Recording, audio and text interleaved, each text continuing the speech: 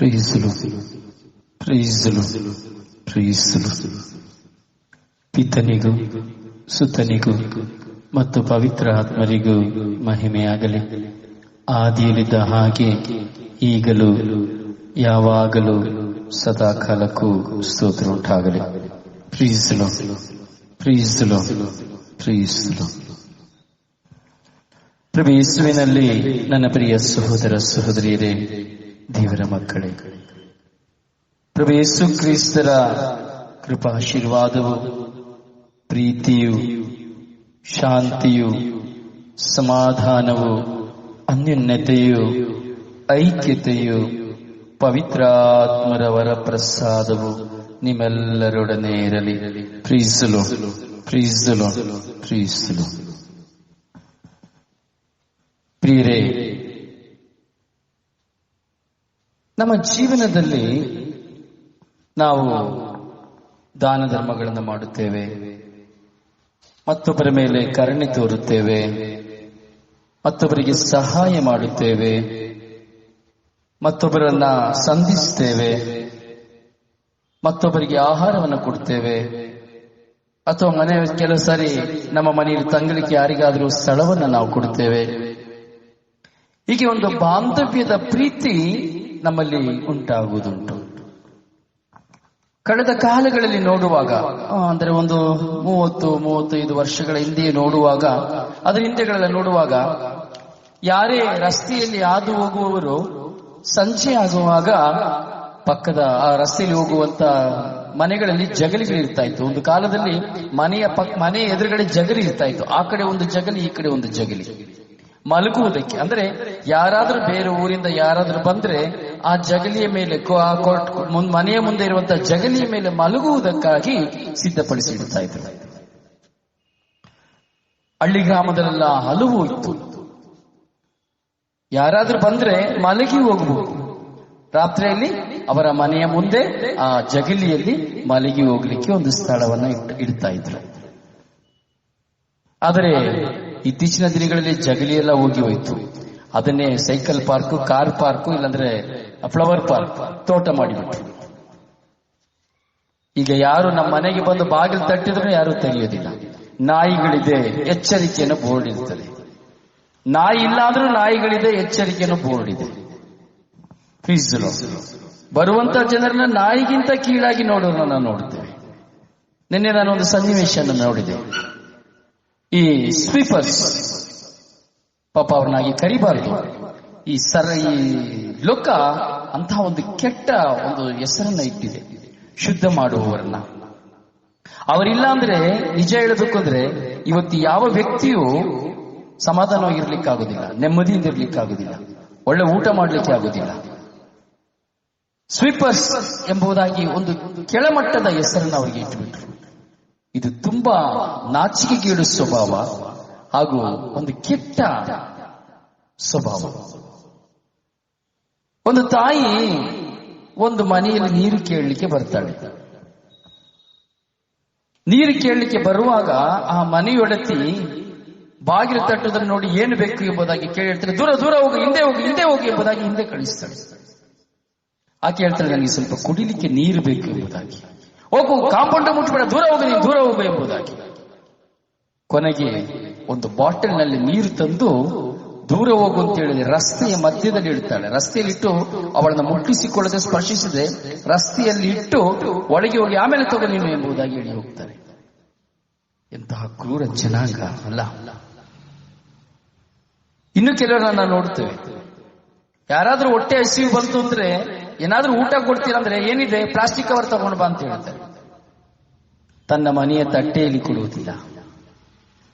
ಅಲ್ಲಿ ಕುತ್ಕೋ, ಅಲ್ಲಿ ಕುತ್ಕೋ, ಅಲ್ಲಿ ಕುತ್ಕೋ ಎಂಬುದಾಗಿ ಹೇಳ್ತಾರೆ. ಮನೆಯ ಮುಂದೆ ಸಹ ಕುಡಿಸುವುದಿಲ್ಲ. ಮನುಷ್ಯನನ್ನ ಮನುಷ್ಯರಾಗಿ ಕಾಣದೆ ಮೃಗವಾಗಿ ಕಾಣುವಂತಹ ಕ್ರೂರ ಜನರು ಇವತ್ತು ನಮ್ಮ ಮಧ್ಯೆ ಇದ್ದಾರೆ. ಒಂದು ಪಕ್ಷ ಅದು ನಾವು ಸಹ ಆಗಿದ್ದೇವೆ ಎಂಬುದನ್ನು ಯೋಚಿಸಬೇಕು. ಒಬ್ಬರು ನಮ್ಮ ಮುಂದೆ ಕಣ್ಣೀರು ಸುರಿಸುವಾಗ ನಾವು ಕರುಣೆ ತೋರದಂತಹ ಸ್ವಭಾವವುಳ್ಳವರು ಸಹ ಆಗಿರ್ತೇವೆ. ಕರುಣೆ ಸತ್ತು ಹೋಗಿದೆ ಈ ಕಾಲದಲ್ಲಿ. ಒಬ್ಬ ಮನುಷ್ಯನ ಮುಟ್ಟಲು ಸಹ ಅಂಜಿಕೊಳ್ಳುವಂತ ಸಂದರ್ಭವಾಗಿ ಹೋಯಿತು. ಸಾವು ಮನುಷ್ಯನಿಗೆ ಯಾವಾಗ ಬೇಕಾದ್ರೂ ಬರ್ಬೋದು, ಯಾವಾಗ ಬೇಕಾದ್ರೂ ಬರ್ತದೆ. ಸಾವಿಗೆ ಒಂದು ಕಾರಣ ಬೇಕು, ಅದೊಂದು ಪಕ್ಷ ಕೊರೋನಾನೇ ಆಗ್ಬಹುದು. ಒಬ್ಬ ಮನುಷ್ಯ ಸಾಯಬೇಕು ಅಂದ್ರೆ ಒಂದು ಕಾರಣ ಬೇಕು. ಇಲ್ಲ ರೋಗ ಬೇಕು, ಇಲ್ಲ ಆಕ್ಸಿಡೆಂಟ್ ಬೇಕು, ಇಲ್ಲ ಆತ್ಮಹತ್ಯೆ ಬೇಕು, ಇಲ್ಲ ಕೊಲೆ ಬೇಕು, ಇಲ್ಲ ನ್ಯಾಚುರಲ್ ಡೆತ್ ಬೇಕು. ಏನಾದ್ರೂ ಒಂದು ಕಾರಣ ಬೇಕು ಮನುಷ್ಯನ ಸಾವಿಗೆ. ಆದರೆ ಇದನ್ನ ಅರಿತುಕೊಳ್ಳದೆ ಇವತ್ತು ಮನುಷ್ಯರಾಗಿರುವ ನಾವು ಸಾವಿಗೆ ಭಯಪಟ್ಟು ಮನುಷ್ಯರನ್ನ ತಿರಸ್ಕರಿಸ್ತಾ ಇದ್ದೇವೆ. ದೊಡ್ಡ ಪಾಪವನ್ನ ಮಾಡ್ತಾ ಇದ್ದೇವೆ. ದೇವರ ದೃಷ್ಟಿಯಲ್ಲಿ ದೊಡ್ಡ ತಪ್ಪನ್ನ, ದೊಡ್ಡ ಪಾಪವನ್ನ ಮಾಡ್ತಾ ಇದ್ದೇವೆ. ಮನುಷ್ಯನನ್ನ ತಿರಸ್ಕರಿಸ್ತಾ ಇದ್ದಾನೆ. ಮನುಷ್ಯನನ್ನ ಬದಿಗುತ್ತಾ ಇದ್ದಾನೆ. ಮನುಷ್ಯನನ್ನ ಮುಟ್ಟುತ್ತಾ ಇಲ್ಲ. ಮನುಷ್ಯನನ್ನ ನೋಡುತ್ತಾ ಇಲ್ಲ. ಮನುಷ್ಯನೊಂದಿಗೆ ಬೆರೆಯುತ್ತಾ ಇಲ್ಲ. ಕಾರಣ ಕೊರೋನಾ. ಏನೂ ಇಲ್ಲದ ಪ್ರದೇಶಗಳಲ್ಲಿಯೂ ಒಂದು ಕೈ ಕೊಡುವಾಗ ಎರಡು ಕೈ ಜೋಡಿಸ್ತಾರೆ. ಎಂತ ಕಲ್ಚರ್ ಅಪ್ಪ, ಇಂಡಿಯನ್ ಕಲ್ಚರ್. ನಿಜವಾದ ಇಂಡಿಯನ್ ಕಲ್ಚರ್ ಕೊರೋನಾಕ್ಕಾಗಿ ಬಂದ್ಬಿಡ್ತು ನೋಡಿಯಪ್ಪ. ಇಷ್ಟು ಕಾಲ ಒಬ್ಬರಿಗೆ ಕೈ ಮುಗಿತಾ ಇರಲಿಲ್ಲ, ಈಗ ಕೈ ಮುಗಿತಾರೆ. ಅಪ್ಪ ನಿನ್ನನ್ನು ಮುಟ್ಟಬೇಡ ಅಂದ್ರೆ ಅದರ್ಥ ನೀನು ಮುಟ್ಟಬೇಡ ಕಣಯ್ಯ, ನೀನ್ ಹಿಂದೆ ಹೋಗ್ಬೇಕು. ಆದ್ರೆ ಹಣ ಕೊಟ್ರೆ ಮಾತ್ರ ತೆಗೆದಿಟ್ಕೊಳ್ಬಹುದು, ಬಂಗಾರ ಕೊಟ್ರೆ ತೆಗೆದಿಟ್ಕೊಳ್ಬಹುದು, ಉಡುಗೊರೆ ಕೊಟ್ರೆ ತೆಗೆದಿಟ್ಕೊಳ್ಬಹುದು, ಏನೇ ಕೊಟ್ರೆ ತೆಗೆದಿಟ್ಕೊಳ್ಬಹುದು. ಕೈ ಮಾತ್ರ ಕೊಡೋಂಗಿಲ್ಲ, ಪಕ್ಕದಲ್ಲಿ ಮಾತ್ರ ಕೂತ್ಕೊಳ್ಳೋಂಗಿಲ್ಲ, ಮಾತಾಡಂಗಿಲ್ಲ. ತೊಂದರೆ ಇಲ್ಲ, ಹೋಗ್ಲಿ, ನಮಗೆ ಅದರ ಬಗ್ಗೆ ಚಿಂತನೆ ಬೇಡ. ವಾಕ್ಯವನ್ನು ನಾವು ಧ್ಯಾನಿಸುವ. ಈ ದಿನದ ವಾಕ್ಯಕ್ಕನುಸಾರವಾಗಿ ಇದನ್ನ ಮಾತನಾಡಲಿಕ್ಕೆ ಪವಿತ್ರಾತ್ಮ ಪ್ರೇರಣೆಯನ್ನು ಕೊಡ್ತಾ ಇದ್ದಾರೆ. ಹೀಗೆ ನಾವು ಮತ್ತೊಬ್ಬರ ಮೇಲೆ ಕರುಣೆ ತೋರಿಸುವಂತಹ ಸ್ವಭಾವಗಳಲ್ಲಿ ನಾವು ಒಂದಾಗುತ್ತೇವೆ. ಇದನ್ನ ನಾವು 2 ಅರಸರುಗಳ ಗ್ರಂಥವನ್ನು ತೆಗೆದುಕೊಳ್ಳುವಾಗ ಈ 2 ಅರಸರುಗಳ ಗ್ರಂಥದಲ್ಲಿ ನಾವು ಧ್ಯಾನಿಸ್ತೇವೆ ಪ್ರಿಯರೇ. ಎಲೀಯನನ್ನ ಕುರಿತು ನಾವು ಧ್ಯಾನಿಸ್ತೇವೆ. Praise the lord, hallelujah, hallelujah, hallelujah, hallelujah, hallelujah. ಪ್ರಿಯರೇ, ಎಲೀಷನನ್ನ ಕುರಿತು ನಾವು ಧ್ಯಾನಿಸ್ತೇವೆ. ಎಲೀಷ ಒಂದು ದಿನ ಶೂನೇಮಿಗೆ ಹೋಗ್ತಾನೆ. ಅಲ್ಲಿ ಒಂದು ದೊಡ್ಡ ಶ್ರೀಮಂತೆ ಇರ್ತಾಳೆ. ಅವಳು ಯಾವಾಗಲೂ ಎಲೀಷನನ್ನು ನೋಡಿ ನನ್ನ ಮನೆಯಲ್ಲಿ ಊಟ ಮಾಡು, ನನ್ನಲ್ಲಿ ಊಟ ಮಾಡಿ ಎಂಬುದಾಗಿ ಒತ್ತಾಯ ಮಾಡ್ತಾ ಇರ್ತಾಳೆ. ವಾಕ್ಯ ಹೇಳ್ತಿದ್ದೆ, ಒತ್ತಾಯ ಪಡಿಸುತ್ತಿದ್ದಳು ಎಂಬುದಾಗಿ. ಊಟ ಮಾಡ್ಲಿಕ್ಕೆ ಬಾ, ಊಟ ಮಾಡಿ, ನನ್ನ ಮನೆಯಲ್ಲಿ ಊಟ ಮಾಡಿ, ನನ್ನ ಮನೆಯಲ್ಲಿ ಊಟ ಮಾಡಿ ಎಂಬಂತ ಬಲಾತ್ಕಾರವನ್ನು ಮಾಡ್ತಾರೆ. ಅಂದಿನಿಂದ ಆ ಮಾರ್ಗವಾಗಿ ಹೋಗುವಾಗಲ್ಲ ಆ ಮನೆಯಲ್ಲಿ ಎಲೀಷಾ ಪ್ರವಾದಿ ಊಟ ಮಾಡ್ತಾ ಇರ್ತಾರೆ. ಒಂದು ದಿನ ತನ್ನ ಗಂಡನಿಗೆ ಹೇಳ್ತಾಳೆ, ಯಾವಾಗಲೂ ಹೋಗುವಾಗಲೆಲ್ಲ ಆ ಮನೆಯಲ್ಲಿ ಊಟ ಮಾಡ್ತಾ ಇದ್ದಾನೆ. ಆ ಮಹಿಳೆ ಗಂಡನಿಗೆ ಹೇಳ್ತಾನೆ, ಯಾವಾಗಲೂ ಈ ದಾರಿಯಿಂದ ಹೋಗುತ್ತಾ ಬರುತ್ತಾ ಇರುವಂತ ಆ ವ್ಯಕ್ತಿಯೊಬ್ಬ ಸಂತ ಹಾಗೂ ದೈವ ಪುರುಷ ಆಗಿದ್ದಾನೆಂದು ನನಗೆ ಗೊತ್ತಾಯ್ತು.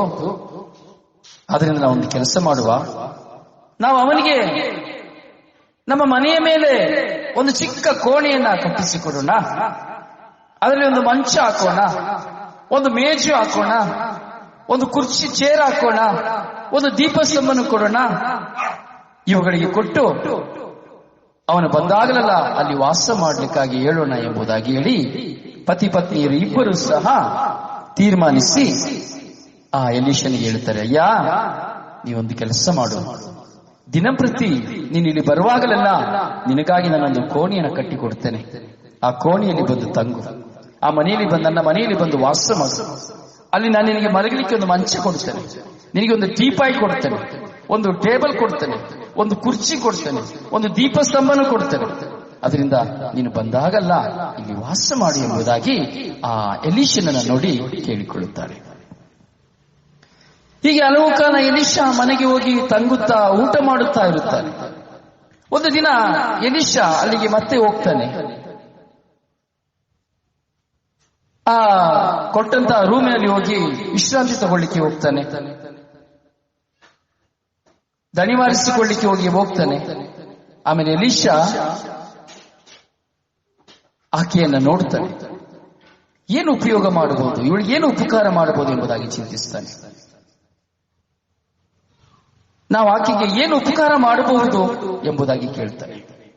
ಆ ಗೆಹಜಿಯನ್ನ ಕೇಳ್ತಾನೆ. ಆಗ ಅವನು ಹೇಳ್ತಾನೆ, ಸ್ವಾಮಿ, ಅವಳಿಗೆ ಮಗು ಇಲ್ಲ, ಒಂದು ಮಗು ಇಲ್ಲ, ಗಂಡ ಮುದುಕ ಆಗಿ ಹೋಗಿದ್ದಾನೆ. ತುಂಬಾ ವರ್ಷ ಆಯ್ತು ಮದುವೆ ಆಗಿ, ಗಂಡ ಮುದುಕ, ಒಂದು ಮಗು ಇಲ್ಲ ಎಂಬುದಾಗಿ ಹೇಳ್ತಾನೆ. ಆಕೆಗೆ ಯಾವಾಗ ಮಗನಿಲ್ಲ, ಗಂಡನು ಮುದುಕನಾಗಿದ್ದಾನೆ ಎಂಬುದಾಗಿ ಹೇಳ್ತಾನೋ ಇದನ್ನು ಕೇಳಿ ಎಲಿಷಾ ಆ ಮಹಿಳೆಯನ್ನ ಕರ್ಕೊಂಡು ಬಾ ಎಂಬುದಾಗಿ ಆಜ್ಞಾಪಿಸ್ತಾನೆ.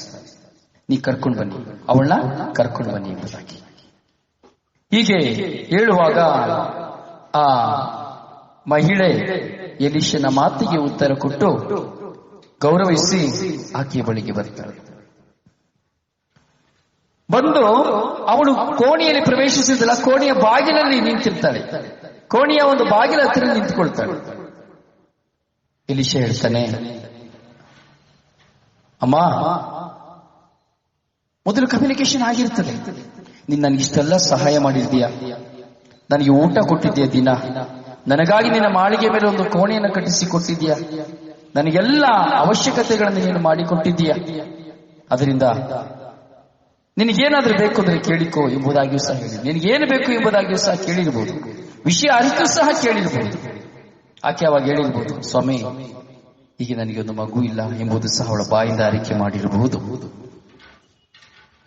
ಎಲಿಷಾ ಆಕೆಗೆ ಹೇಳ್ತಾಳೆ, ನೀನು ಬರುವ ವರ್ಷ ಇದೇ ಕಾಲದಲ್ಲಿ ಒಬ್ಬ ಮಗನನ್ನು ಅಪ್ಪಿಕೊಂಡಿರುವೆ ಎಂಬುದಾಗಿ ಹೇಳುತ್ತಾನೆ. ಕ್ರಿಸ್ತನು ಹ್ಯಾಲೆಲೂಯಾ, ಹ್ಯಾಲೆಲೂಯಾ, ಹ್ಯಾಲೆಲೂಯಾ, ಹ್ಯಾಲೆಲೂಯಾ, ಹ್ಯಾಲೆಲೂಯಾ, ಹ್ಯಾಲೆಲೂಯಾ, ಹ್ಯಾಲೆಲೂಯಾ, ಹ್ಯಾಲೆಲೂಯಾ. ಬರುವ ಕಾಲದಲ್ಲಿ ನೀನು ಹೀಗೆ ಒಂದು ಮಗುವನ್ನು ನೀನು ಅಪ್ಪಿಕೊಂಡಿರುವೆ ಎಂಬುದಾಗಿ ಹೇಳುತ್ತಾನೆ. ಇದನ್ನು ಕೇಳುವಾಗ ಆಕೆಗೆ ಆಶ್ಚರ್ಯ. ಅದಕ್ಕೆ ಅವಳು ಹೇಳ್ತಾಳೆ, ದೈವ ಪುರುಷರೇ, ಒಡೆಯರೇ, ಈಗ ಹೇಳಿ ಈ ದಾಸಿನ ವಂಚಿಸಿಬಿಡಬೇಡಿ, ನೀವು ಈಗ ಹೇಳಿ ನನಗೆ ಮೋಸ ಮಾಡಬೇಡಿ, ನಾನು ನಿಮ್ಮ ಹತ್ರ ಏನು ಕೇಳಕ್ ಬರಲಿಲ್ಲ, ನೀವೇ ನನ್ನ ಕರೀತಾ ಇದ್ರಿ, ನೀವೇ ನನ್ನ ಕರೆದಿದ್ದೀರಿ, ನೀವೇ ನನಗೆ ಹೇಳಿದ್ರಿ, ನೀವು ನನಗೆ ಮೋಸ ಮಾಡಬೇಡಿ ಎಂಬುದಾಗಿ ಎಲಿಷನನ್ನು ಹೇಳ್ತಾಳೆ.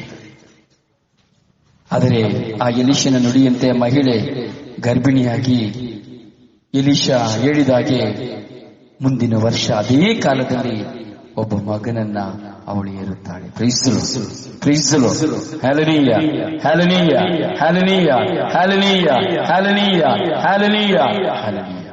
ಕ್ರಿಸ್ತನು, ಕ್ರಿಸ್ತನು. ಹೌದು ಪ್ರಿಯರೇ, ನಾವು ಮಾಡುವ ಪ್ರತಿಯೊಂದು ಉಪಕಾರಕ್ಕೂ ದೇವರು ಪ್ರತಿಫಲವನ್ನು ಕೊಡುತ್ತಾರೆ.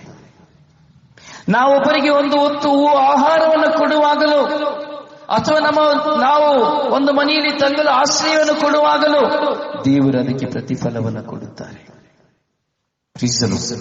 ಹಲ್ಲೆಲೂಯಾ. ಪ್ರಿಯರೇ, ನನ್ನ ಜೀವನದ ಅನುಭವದಲ್ಲಿಯೂ ಸಹ ನಾನು ಹೇಳ್ತಾ ಇದ್ದೇನೆ. ಕೆಲವು ಸಾರಿ ನಾನು ಬೇರೆ ಊರುಗಳಿಗೆ ಹೋಗುವಾಗ, ನನ್ನನ್ನು ಆಹ್ವಾನಿಸಿದಂತಹ ಮನೆಯಲ್ಲಿ ನಾನು ತಂಗುವಾಗ ಆ ಮನೆಗಾಗಿ ನಾನು ಪ್ರಾರ್ಥಿಸುವುದುಂಟು. ಆ ರಾತ್ರಿಯಲ್ಲಿ ಇದ್ದು ನಾನು ಆ ಮನೆಗಾಗಿ, ಆ ಕುಟುಂಬಕ್ಕಾಗಿ ಪ್ರಾರ್ಥಿಸುವುದುಂಟು. ಕೆಲವು ಬಾರಿ ಪ್ರಾರ್ಥಿಸಿ ಅವರ ಅವಶ್ಯಕತೆಗಳನ್ನು ತಿಳಿದುಕೊಳ್ಳುವುದುಂಟು, ತಿಳಿದು ಅದಕ್ಕಾಗಿ ಪ್ರಾರ್ಥಿಸಿದ್ದುಂಟು. ಆದರೆ ಪ್ರಾರ್ಥಿಸಿದ ಕ್ಷಣಗಳಲ್ಲಿ ದೇವರ ಆತ್ಮರ ಪ್ರೇರಣೆಯಿಂದ ನಾನು ಅವರಿಗೆ ನುಡಿದದ್ದುಂಟು. ಅದೇ ದೇವರ ಪ್ರೇರಣೆಯಿಂದ ನುಡಿದ ಕಾರಣ ದೇವರು, ದಯಾಮಯ ದೇವರು ಪ್ರಭು ಯೇಸು ಅವರ ಜೀವನದಲ್ಲಿ ಮಹದದ್ಭುತ ಕಾರ್ಯಗಳನ್ನು ಮಾಡಿದ್ದುಂಟು. Hallelujah, hallelujah. ಹೀಗೆ ನೀವು ಸಹ ಪರರ ಜೀವನದಲ್ಲಿ ಒಳಿತನ್ನ ಮಾಡಿರುವಾಗ, ಆಹಾರವನ್ನು ಕೊಟ್ಟಿರುವಾಗ, ಆಶ್ರಯವನ್ನು ಕೊಟ್ಟಿರುವಾಗ, ನಿಮ್ಮ ಜೀವನದಲ್ಲಿಯೂ ದೇವರು ಮಹತ್ ಕಾರ್ಯಗಳನ್ನು ಮಾಡುತ್ತಾರೆ ಎಂಬುದರಲ್ಲಿ ಸಂಶಯವಿಲ್ಲ. ಪ್ರಿಯರೇ, ನಾವು ಮಾಡುವ ಪ್ರತಿಯೊಂದಕ್ಕೂ ದೇವರು ನಮಗೆ ಪ್ರತಿಫಲವನ್ನು ಕೊಡುತ್ತಾರೆ. ನಾವು ಮಾಡುವ ಪ್ರತಿಯೊಂದು ದಾನ ಧರ್ಮಗಳಿಗೆ, ನಾವು ತೋರಿಸುವ ತ್ಯಾಗ ಮನೋಭಾವನೆಗೆ ದೇವರು ನಮಗೆ ಪ್ರತ್ಯುತ್ತರವನ್ನು ಕೊಡುತ್ತಾರೆ. ನೀನು ಯಾವುದಾಗಿ ಹೇಗೆ ಕೊಡುತ್ತೀಯೋ ಹಾಗೆಯೇ ನಿನಗೆ ತುಂಬಿ ಕುಲುಕಿ ಅದುಮಿ ಕೊಡುತ್ತೇನೆ ಎಂಬುದಾಗಿ ದೇವರು ಹೇಳ್ತಾರೆ. ಒಳ್ಳೆಯ ಮನಸ್ಸಿನಿಂದ ಕೊಡುವಾಗ ಅದು ಒಳಿತಾಗಿ ಮಾರ್ಪಾಡಾಗುತ್ತದೆ ಎಂಬುದಾಗಿ ದೇವರು ಹೇಳ್ತಾ ಇದ್ದಾರೆ. ಪ್ರೀಸಲು ಪ್ರೀಸಲು ಪ್ರೀಸಲು ಪ್ರೀಸಲು. ನೋಡಿ, ಆ ಎಲೀಷನ ಮೇಲೆ ಆ ಹೆಂಗಸಿಗೆ, ಆ ಸ್ತ್ರೀಗೆ ಬಂದಂತ ಕಾಳಜಿ. ಯಾರೋ ಒಂದು ವ್ಯಕ್ತಿ ದಿನಪ್ರತಿ ಅತ್ತಿತ್ತ ಹೋಗುವುದನ್ನು ನೋಡಿ ತನ್ನ ಮನೆಯಲ್ಲಿ ಬಂದು ಊಟ ಮಾಡಬೇಕು ಎಂಬುದಾಗಿ ಕೋರಿಕೊಳ್ಳುತ್ತಾಳೆ. ಸಂತನಾಗಿ ಅವಳ ಕಣ್ಣಿಗೆ ಕಂಡಳು, ದೈವ ಪುರುಷನಾಗಿ ಅವಳ ಕಣ್ಣಿಗೆ ಕಂಡಳು. ಹೀಗೆ ದೈವ ಪುರುಷರಾಗಿರುವವರನ್ನ ಅಥವಾ ಸಂತರಾಗಿ ಕಾಣುವವರನ್ನ, ವಿಶ್ವಾಸಿಗಳಾಗಿ ಕಾಣುವಂತಹ ವ್ಯಕ್ತಿಗಳಿಗೆ ನಾವು ದೇವರ ಹೆಸರಿನಲ್ಲಿ ದಾನ ಧರ್ಮವನ್ನು ಮಾಡುವಾಗ, ಸಹಾಯವನ್ನು ಮಾಡುವಾಗ, ಆಶ್ರಯವನ್ನು ಕೊಡುವಾಗ, ಆಹಾರವನ್ನು ಕೊಡುವಾಗ, ವಸ್ತ್ರವನ್ನು ಕೊಡುವಾಗ, ಯಾವುದೇ ವಿಧದಲ್ಲಿ ಸಹಾಯವನ್ನು ಮಾಡುವಾಗ ಅದಕ್ಕೆ ತಕ್ಕ ಪ್ರತಿಫಲವನ್ನು ದೇವರು ಕೊಡುವರು. ಪ್ರೀಸಲು ಪ್ರೀಸಲು ಹಲ್ಲೆಲೂಯಾ ಹಲ್ಲೆಲೂಯಾ ಹಲ್ಲೆಲೂಯಾ. ಎಲೀಷನು ಯಾವುದೊಂದು ಎದುರಿಸಲಿಲ್ಲ, ಅವನು ಎಲ್ಲಿಯೋ ಹೋಗಿದ್ದ. ಆದರೆ ಅವನಿಗೆ ಗೊತ್ತಿಲ್ಲ, ಅವನಿಗಾಗಿ ಒಂದು ಕೋಣೆ ಸಿದ್ಧವಾಗುತ್ತದೆ, ಒಂದು ಮಂಚ ಸಿಗುತ್ತದೆ, ಒಂದು ಮೇಜು ಸಿಗುತ್ತದೆ, ಒಂದು ಕುರ್ಚಿ ಸಿಗುತ್ತದೆ, ಒಂದು ದೀಪಸ್ತಂಭ ಸಿಗುತ್ತದೆ, ಶಾಶ್ವತವಾಗಿ ಅವನಿಗೆ ತಂಗುವುದಕ್ಕಾಗಿ ಒಂದು ಮನೆ ಸಿಗುತ್ತದೆ ಎಂಬುದು ಎಲೀಷನಿಗೆ ಗೊತ್ತಿರಲಿಲ್ಲ. ಆದರೆ ದೇವರ ಮಗನಾಗಿರುವುದರಿಂದ ದೇವರು ಆ ಸ್ತ್ರೀಯ ಮೂಲಕವಾಗಿ ಎಲೀಷನಿಗೆ ಒಂದು ಸ್ಥಳವನ್ನು ಸಜ್ಜೀಕರಿಸುತ್ತಾರೆ, ದಿನಪ್ರತಿ ಆಹಾರವನ್ನು ಕೊಡುತ್ತಾರೆ. ಹಾಗೆಯೇ ತನ್ನ ಗುರುವಾದಂತಹ ಎಲಿಯನನ್ನ ನಾವು ನೋಡುತ್ತೇವೆ. ಎಲಿಯನನ್ನ ದೇವರು ಕಾಡಿಗೆ ಕಳುಹಿಸಿ ಕಾಡಿನಲ್ಲಿ ಕಾಗೆಗಳ ಮೂಲಕವಾಗಿ ರೊಟ್ಟಿಯನ್ನ, ಮಾಂಸವನ್ನು ಕೊಡುವುದನ್ನು ನಾವು ನೋಡುತ್ತೇವೆ. ಹಾಗೆಯೇ ದಾನಿಯೇಲನನ್ನು ನೋಡುತ್ತೇವೆ. ಸಿಂಹದ ಗುಹೆಯಲ್ಲಿರುವಾಗ ಯಾರಿಗೋ ಆಹಾರವನ್ನು ತೆಗೆದುಕೊಂಡು ಹೋಗುತ್ತಾ ಇರುವಾಗ ಆ ಸೇವಕನ ತಲೆಯ ಜುಟ್ಟನ್ನು ಹಿಡಿದು ತಂದು ಗುಹೆಯ ಬಳಿ ಆಹಾರವನ್ನು, ರಾತ್ರಿ ಆಹಾರವನ್ನು ಕೊಡುವುದನ್ನು ನಾವು ನೋಡುತ್ತೇವೆ. ಪ್ರೀಸಲು ಪ್ರೀಸಲು hallelujah hallelujah hallelujah hallelujah hallelujah hallelujah. ಹೌದು ಪ್ರಿಯ ಸಹೋದರನೇ, ಸಹೋದರಿಯೇ, ದೇವರು ತನ್ನ ಪ್ರಿಯ ಮಕ್ಕಳಿಗೆ ಬೇಕಾದುದೆಲ್ಲವನ್ನ ಕೊಡುತ್ತಾರೆ. ಜೀವನದಲ್ಲಿ ಇವುಗಳನ್ನು ನಾವು ಅನುಭವಿಸಬೇಕು. ನನ್ನ ಜೀವನದಲ್ಲಿ ನಾನು ಇವುಗಳನ್ನ, ಪ್ರಿಯರೇ ನಿಮಗೆ ಗೊತ್ತು, ನಾನು ಅನುಭವಗಳನ್ನ, ನನ್ನ ಸ್ವಂತ ಅನುಭವಗಳನ್ನು ನಿಮ್ಮ ಮುಂದೆ ನಾನು ಹೆಚ್ಚಾಗಿ ಹೇಳಿಕೊಳ್ಳುತ್ತೇನೆ ಹೊರತು ಪರರ ಅನುಭವಗಳನ್ನು ಹೆಚ್ಚಾಗಿ ನಾನು ಹಂಚಿಕೊಳ್ಳುವುದಿಲ್ಲ. ಯಾಕಂದರೆ ನಾನು ನನ್ನ ದೇವರನ್ನ ಅರಿತುಕೊಂಡ ಅನುಭವಗಳನ್ನ ನಿಮ್ಮ ಮುಂದೆ ಇಡುವಾಗ ಅದು ಸತ್ಯಸಂಧವಾಗಿ ದೇವರ ಮುಂದೆ ಸಾಕ್ಷಿಯಾಗಿರುತ್ತದೆ. ಇತರರ ಅನುಭವಗಳನ್ನು ಹೇಳಿಕೊಳ್ಳುವಾಗ ಇನ್ನೊಬ್ಬರದಲ್ವಾ ಎಂಬುದಾಗಿ ನನ್ನ ಮನಸ್ಸಲ್ಲಿ ಬರಾದರೆ, ನಾನು ಸ್ವಇಚ್ಛೆಯಾಗಿ ನನ್ನ ಜೀವನದಲ್ಲಿ ಅನುಭವಿಸಿದಂತಹ ಅನುಭವಗಳು ಜೀವಂತ ಅನುಭವಗಳಾಗಿರುತ್ತದೆ.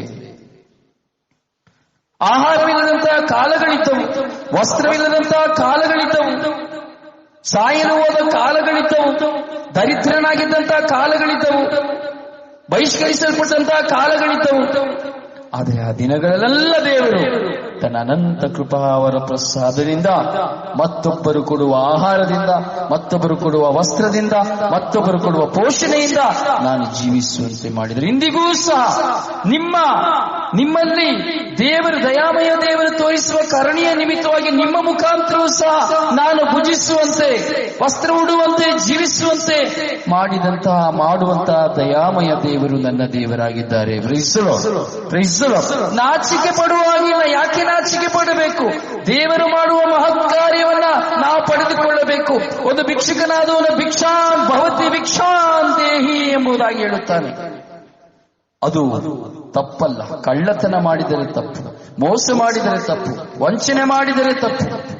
ಆದರೆ ಹೊಟ್ಟೆಗಾಗಿ ಭವತಿ ಭಿಕ್ಷಾನ್ ದೇಹಿ ಎಂದು ಹೇಳುವಾಗ, ಪ್ರಿಯರೇ, ಅದು ದೇವರ ಕರುಣೆ. ದೇವರ ಕರುಣೆ ಇದ್ದರೆ ಮಾತ್ರ ಭಿಕ್ಷೆಯ ಪಾತ್ರೆಯಲ್ಲಿ, ಅದು 50 ಪೈಸೆ ಅಲ್ಲ, 1 ರೂಪಾಯಿ ಆದ್ರೂ ಆ ಭಿಕ್ಷೆ ಪಾತ್ರೆಯಲ್ಲಿ ಬಿಡಬೇಕಾದ್ರೆ ದೇವರ ಕರುಣೆ ಇದ್ದರೆ ಮಾತ್ರ, ಇಲ್ಲದಿದ್ದರೆ ಇಲ್ಲ. ಹೀಗೆ ನಾವು ಕೊಡುವ ಭಿಕ್ಷೆಯಲ್ಲಿಯೂ ಸಹ ದೇವರು ನಮ್ಮನ್ನು ಅನುಗ್ರಹಿಸುತ್ತಾರೆ. ಬಡವರಿಗೆ ದಯೆ ತೋರಿಸುವವನು ದೇವರಿಗೆ ಸಾಲ ಕೊಡುವನು ಎಂಬುದಾಗಿ ನಾವು ವಾಕ್ಯದಲ್ಲಿ ನಾವು ನೋಡುತ್ತೇವೆ. ದಾನ ಧರ್ಮಗಳನ್ನು ನಿನ್ನ ಉಗ್ರಾಣದಲ್ಲಿ ಕೂಡಿಡು ಎಂಬುದನ್ನು ದೇವರ ವಾಕ್ಯವನ್ನು ನಾವು ನೋಡುತ್ತೇವೆ. ದಾನ ಧರ್ಮವೆಂಬುದು ನಮ್ಮ ಜೀವನದಲ್ಲಿ ಉಗ್ರಾಣವಾಗಿ ಕೂಡಿಡುವಂತಹ ಭಂಡಾರವಾಗಿದೆ. ಸ್ವರ್ಗರಾಜ್ಯದಲ್ಲಿ ನಮ್ಮನ್ನು ಆಶೀರ್ವಾದಕ್ಕೆ ತರುವಂತದ್ದಾಗಿದೆ. ನಾವು ಮಾಡುವ ದಾನ ಧರ್ಮಗಳಿಂದಲೂ ನಮ್ಮ ಪಾಪಗಳಿಗೆ ಒಂದು ಪರಿಹಾರಕ ಸೂಚಕ ಉಂಟು. Hallelujah, hallelujah. ಕೊಡುವವನಿಗೆ ಮಾತ್ರ ಗೊತ್ತು ತಾನು ಪಡೆದುಕೊಂಡದ್ದು ಏನು ಎಂಬುದಾಗಿ.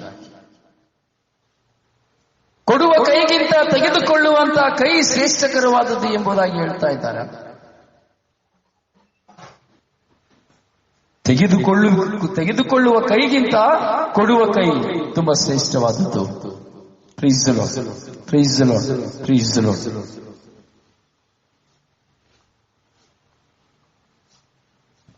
ಹೌದು ಪ್ರಿಯ ಸಹೋದರನೇ, ಸಹೋದರಿ, ಹೀಗೆ ದೇವರ ಕರುಣೆಯ ಜೀವನ ನಮ್ಮ ಜೀವನವಾಗಬೇಕು. ನಮಗೆ ಯಾರಾದರೂ ಕೊಡುವಾಗ ಎಲೀಷನಂತೆ ನಾವು ಆಶೀರ್ವದಿಸಬೇಕು.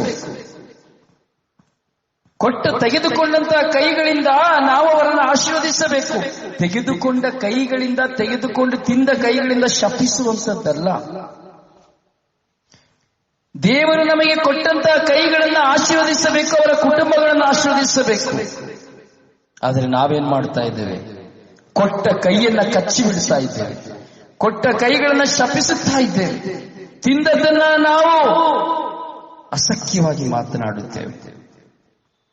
ಎಲೀಷನ ಸ್ವಭಾವ ನಮ್ಮದಾಗಬೇಕೆಂಬುದಾಗಿ ಈ ದಿನದ ವಾಚನದಲ್ಲಿ 2 ಅರಸನ ಗ್ರಂಥದಲ್ಲಿ 4ನೇ ಅಧ್ಯಾಯದಲ್ಲಿ ನಾವು ಧ್ಯಾನಿಸ್ತಾ ಇದ್ದೇವೆ. ಪ್ರಿಯರೇ,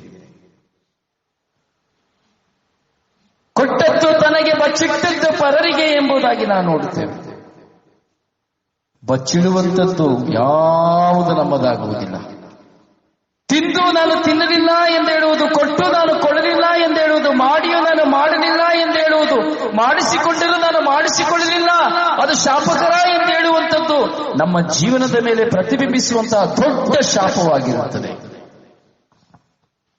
ನೋಡಿ, ಕೆಲವು ಸಾರಿ ಸಿಕ್ಕೋದೆಲ್ಲ ಮರೆಯಾಗಿ ಹೋಗ್ಬಿಡ್ತದೆ, ಅನುಭವಿಸೋದೆಲ್ಲ ಮರೆಯಾಗಿ ಹೋಗ್ಬಿಡ್ತದೆ, ತಿನ್ನೋದೆಲ್ಲ ಮರೆಯಾಗಿ ಹೋಗ್ಬಿಡ್ತದೆ, ಉಡುವುದೆಲ್ಲ ಮರೆಯಾಗಿ ಹೋಗ್ಬಿಡ್ತದೆ, ಇರುವಂತಹ ಮನೆಗಳು ನಮ್ಮನ್ನು ಕಳೆದುಕೊಂಡು ಹೋಗ್ಬಿಡ್ತದೆ, ಇರುವಂತಹ ಆಸ್ತಿ ನಾವು ಅನುಭವಿಸಿದಾಗೆ ಹೋಗಿಬಿಡ್ತದೆ. ಕಾರಣ ನಮ್ಮಲ್ಲಿರುವಂತಹ ಕೆಟ್ಟ ಮನಸ್ಸು, ನಮ್ಮಲ್ಲಿ ಉಲ್ಪಣವಾಗುವಂತಹ ಕೆಟ್ಟ ಹೃದಯ. ಎಲೀಷನ ಸ್ವಭಾವ ನಮ್ಮದಾಗಬೇಕೆಂಬುದಾಗಿ ವಾಕ್ಯ ಹೇಳ್ತಾ ಇದೆ. ನಮ್ಮ ಕೈಯಲ್ಲಿ ಅವರಿಗೆ ಕೊಡಲಿಕ್ಕೆ ಆಗದಿದ್ದರೂ ಸಹ ನಾವು ಅವರಿಗಾಗಿ ಪ್ರಾರ್ಥಿಸಬೇಕು, ಅವರಿಂದ ಭುಜಿಸಿ, ಅವರಿಂದ ಜೀವಿಸಿ. ನೋಡಿ, ಕೆಲವು ಸಾರಿ ಎಷ್ಟೋ ಜನರಿಗೆ ಮಕ್ಕಳಿಗೆ ಓದಲಿಕ್ಕೆ ಆಗೋದಿಲ್ಲ, ಎಷ್ಟೋ ಜನರಿಗೆ ಒಂದು ಮನೆ ಇರೋದಿಲ್ಲ, ಎಷ್ಟೋ ಜನರು ರೋಗಿಗಳಾಗಿರ್ತಾರೆ, ಮರಣಾವಸ್ಥೆಯಲ್ಲಿರ್ತಾರೆ, ಎಷ್ಟೋ ಜನ ಹಲವಾರು ದಾರಿದ್ರ್ಯದಲ್ಲಿ ಇರ್ತಾರೆ. ಆದರೆ ಒಬ್ಬ ದೇವರು ಕೆಲವು ವ್ಯಕ್ತಿಗಳ ಮೂಲಕವಾಗಿ ನಮ್ಮನ್ನು ಆಶೀರ್ವದಿಸ್ತಾರೆ, ಕೆಲವು ವ್ಯಕ್ತಿಗಳನ್ನು ನಮ್ಮಲ್ಲಿಗೆ ಕಳುಹಿಸಿಕೊಡ್ತಾರೆ.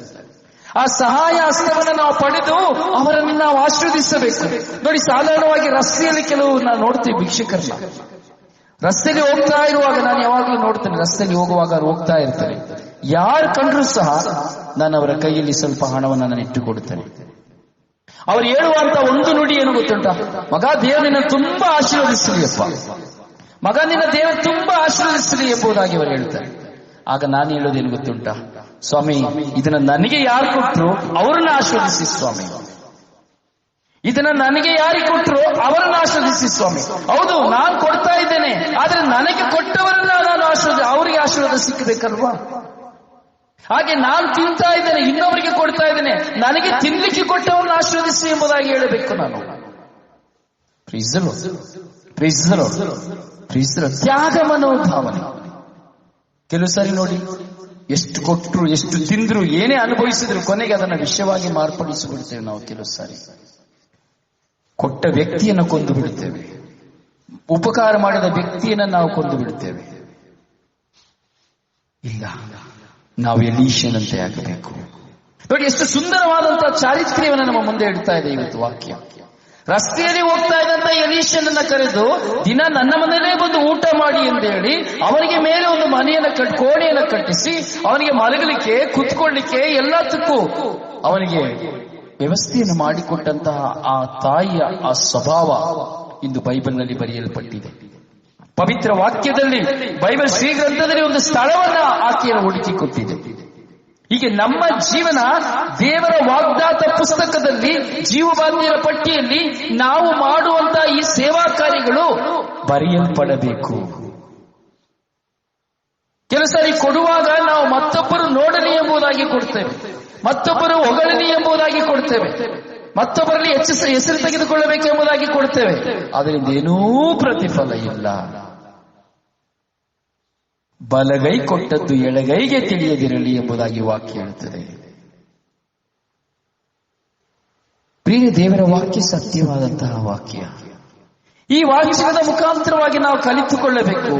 ಎಲೀಷನ ಸ್ವಭಾವ ನನ್ನ ಸ್ವಭಾವವಾಗಬೇಕು. ಪಡೆದುಕೊಂಡಂತಹ ನಾನು ಆಶೀರ್ವದಿಸಬೇಕು, ತಿಂದಂತಹ ನಾನು ಅವರನ್ನ ಸಮರ್ಪಿಸಬೇಕು. ದ್ರೋಹಿಗಳಾಗಬಾರದು, ವಂಚಕರಾಗಬಾರದು. ದೇವರ ಮುಂದೆ ನಾವು ಪ್ರಾಮಾಣಿಕತೆಯನ್ನು ತೋರಿಸಬೇಕು. ನಮಗೆ ಒಂದು ವ್ಯಕ್ತಿ ಒಂದು ಲೋಟ ನೀರನ್ನು ಕೊಡುತ್ತಾನೆ ಎಂಬುದಾದರೆ ಅದು ದೇವರ ಕೃಪೆಯಿಂದ ಮಾತ್ರ ಕೊಡಲಿಕ್ಕೆ ಸಾಧ್ಯ. ಒಂದು ವ್ಯಕ್ತಿ ನನ್ನ ಮುಂದೆ ಬಂದು ನನಗೆ ತಗೊಳ್ಳಿ 100 ರೂಪಾಯಿ ಅಂತ ಹೇಳಿ ಕೊಟ್ರೆ ಅದು ಸಾಧಾರಣ ಮನುಷ್ಯನಿಂದ ಕೊಡಲು ಸಾಧ್ಯವಿಲ್ಲ, ಪವಿತ್ರಾತ್ಮ ಪ್ರೇರಣೆಯಿಂದ ಮಾತ್ರ ಕೊಡಲು ಸಾಧ್ಯ. ಇವತ್ತು ಇನ್ನೊಂದು ಟ್ರೆಂಡಿಂಗ್ ಶುರುವಾಗಿಬಿಟ್ಟಿದೆ ಎಲ್ಲ ಕಡೆ. ಯಾರು ಏನ್ ಕೊಟ್ಟರು ತಗೊಳ್ಬಾರ್ದು, ತೆಗೆದುಕೊಂಡಿದ್ದು ನಿನ್ನ ಮನೆಗೆ ಶಾಪ ಎಂಬುದಾಗಿ. ಯಾವ ಪುಣ್ಯಾತ್ಮ ಹೇಳಲಿಕ್ಕೆ ಶುರು ಮಾಡಿದ್ರೋ ಗೊತ್ತಿಲ್ಲ. ಕೆಲವರು ಶುಭ ಸಂದೇಶ ಸಾರೋರು, ಗುರುಗಳು, ಈಗ ಕೆಲವರೆಲ್ಲ ಈಗ ಹೊಸ ಟ್ರೆಂಡ್ ಶುರು ಮಾಡಿಬಿಟ್ಟಿದ್ದಾರೆ. ಯಾರು ಏನ್ ಕೊಟ್ಟರು ತಗೊಳ್ಬಾರ್ದು, ಅದು ಶಾಪ. ಅವರಿಗೆ ಬ್ಯಾಗ್ ತುಂಬಿಸಿ ಕೊಟ್ಟರು ತಗೊಳ್ಬಹುದು, ಕವರಲ್ಲಿ ಕೊಟ್ಟರು ತಗೊಳ್ಬಹುದು, ಚೆಕ್ ಬರೆದು ಕೊಟ್ಟರು ತಗೊಳ್ಬಹುದು, ಅವರಿಗೆ ಏನ್ ಕೊಟ್ಟರು ತಗೊಳ್ಬಹುದು. ಆದ್ರೆ ಇನ್ನೊಬ್ಬರಿಗೆ ಕೊಟ್ಟರೆ ಶಾಪ, ಇನ್ನೊಬ್ಬರು ತಗೊಂಡ್ರೆ ಶಾಪ. ಹೊಸ ಟ್ರೆಂಡಿಂಗ್. ಎಂತಹ ಜೀವನ ಅಲ್ಲ. ಅಂದರೆ ಇನ್ನೊಬ್ಬರಿಗೆ ಕೊಡುವುದನ್ನ ಹೊಟ್ಟೆ ಕಿಚ್ಚು, ಇನ್ನೊಬ್ಬರಿಗೆ ಕೊಡೋದನ್ನ ನೋಡಿದ್ರೆ ಹೊಟ್ಟೆ ಕಿಚ್ಚು. ಇನ್ನೊಬ್ಬರಿಗೆ ಕೊಟ್ರೆ ಅದು ಶಾಪ. ಅಯ್ಯೋ ದೇವರು ಇನ್ನೊಬ್ಬರಿದ್ರೆ ಯಾರಾದ್ರೂ ಇಟ್ಕೊಳ್ಬೇಡಿ ಅಂತ ಹೇಳಿದ್ದಾರೆ. ಕೊಳ್ಳೆ ಹೊಡಿಲಿಕ್ಕೆ ಹೋಗಿದ್ರಾ? ಮೋಸ ಮಾಡ್ಲಿಕ್ಕೆ ಹೋಗಿದ್ರಾ? ವಂಚನೆ ಮಾಡ್ಲಿಕ್ಕೆ ಹೋಗಿದ್ರಾ? ಕದೀಲಿಕ್ಕೆ ಹೋಗಿದ್ರಾ? ಇಲ್ಲ. ಪವಿತ್ರಾತ್ಮ ಪ್ರೇರಣೆಯಿಂದ ಒಂದು ವ್ಯಕ್ತಿ ನಮಗೆ ಸಹಾಯವನ್ನು ಮಾಡುವಾಗ ಯಾವ ವಿಧದಲ್ಲಿ ಆಗಬಹುದು, ಸಹಾಯ ಮಾಡುವುದು ಅದು ಪವಿತ್ರಾತ್ಮ ಪ್ರೇರಣೆಯಿಂದ ಮಾತ್ರ ಸಾಧ್ಯ.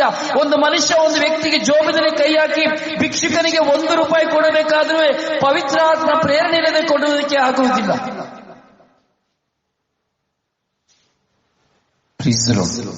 Hallelujah, hallelujah. ನನ್ನ ಜೀವನದಲ್ಲಿ ಅನುಭವ ಉಂಟು. ಕೊಟ್ಟದನ್ನು ನೋಡಿ ಅಯ್ಯೋ ಮನೇಲಿ ಇಡಬಾರ್ದು, ಎಲ್ಲ ಬಿಸಾಕಿ ಬಿಡಬೇಕು, ಎಲ್ಲ ಕೊಟ್ಟು ಬಿಡಬೇಕು, ಇಟ್ಕೊಳ್ಬಾರ್ದು, ಶಾಪ. ಅದು ಕಣ್ಣೀರು, ಕೆಟ್ಟತನ, ಸ್ವಾರ್ಥತನ, ದೇವರ ಆಶೀರ್ವಾದ ಏನೆಂದು ಅರಿಯದ ಮೂಢತನ. ಇವತ್ತೆಷ್ಟೋ ಜನ ಇದೇ ರೀತಿ ಶುಭ ಸಂದೇಶನ ಸಾರ್ತಾ ಇದ್ದಾರೆ. ಸ್ವಾರ್ಥೀಯ ಶುಭ ಸಂದೇಶ ಅನ್ಯಾಯವಾಗಿ ಅಕ್ರಮವಾಗಿ ತೆಗೆದುಕೊಳ್ಳುವಾಗ ಅದು ಶಾಪ, ಉದಾರತೆಯಿಂದ ಕೊಡುವಾಗ ಅದು ಪವಿತ್ರಾತ್ಮ ಪ್ರೇರಣೆ. ಅದಕ್ಕೆ ಯೇಸು ಹೇಳ್ತಾರೆ, ನನ್ನವನೆಂದು ತಿಳಿದು ಒಂದು ತಂಬಿಗೆ ನೀರನ್ನು ಕೊಟ್ಟರು ಅದಕ್ಕೆ ಅವನು ಪ್ರತಿಫಲವನ್ನ ಪಡೆಯದೇ ಇರಲಾರನು. ಯೇಸು ಸ್ವಾಮಿಯ ನುಡಿ.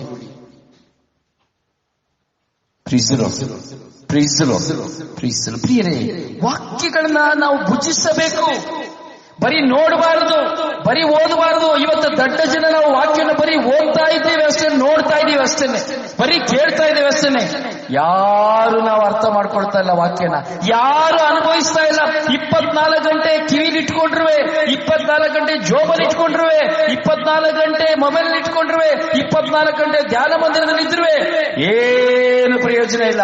ವಾಕ್ಯನ ಬರೀ ನೋಡ್ತಾ ಇದ್ದೇವೆ, ಬರೀ ಕೇಳ್ತಾ ಇದ್ದೇವೆ ಅಷ್ಟೇ ಹೊರತು ಆ ವಾಕ್ಯದ ಸತ್ವ, ಆ ವಾಕ್ಯದ ಜೀವ, ಆ ವಾಕ್ಯದ ಸತ್ಯ ಏನೆಂಬುದನ್ನು ಅರ್ಥೈಸಿಕೊಳ್ತಾ ಇಲ್ಲ.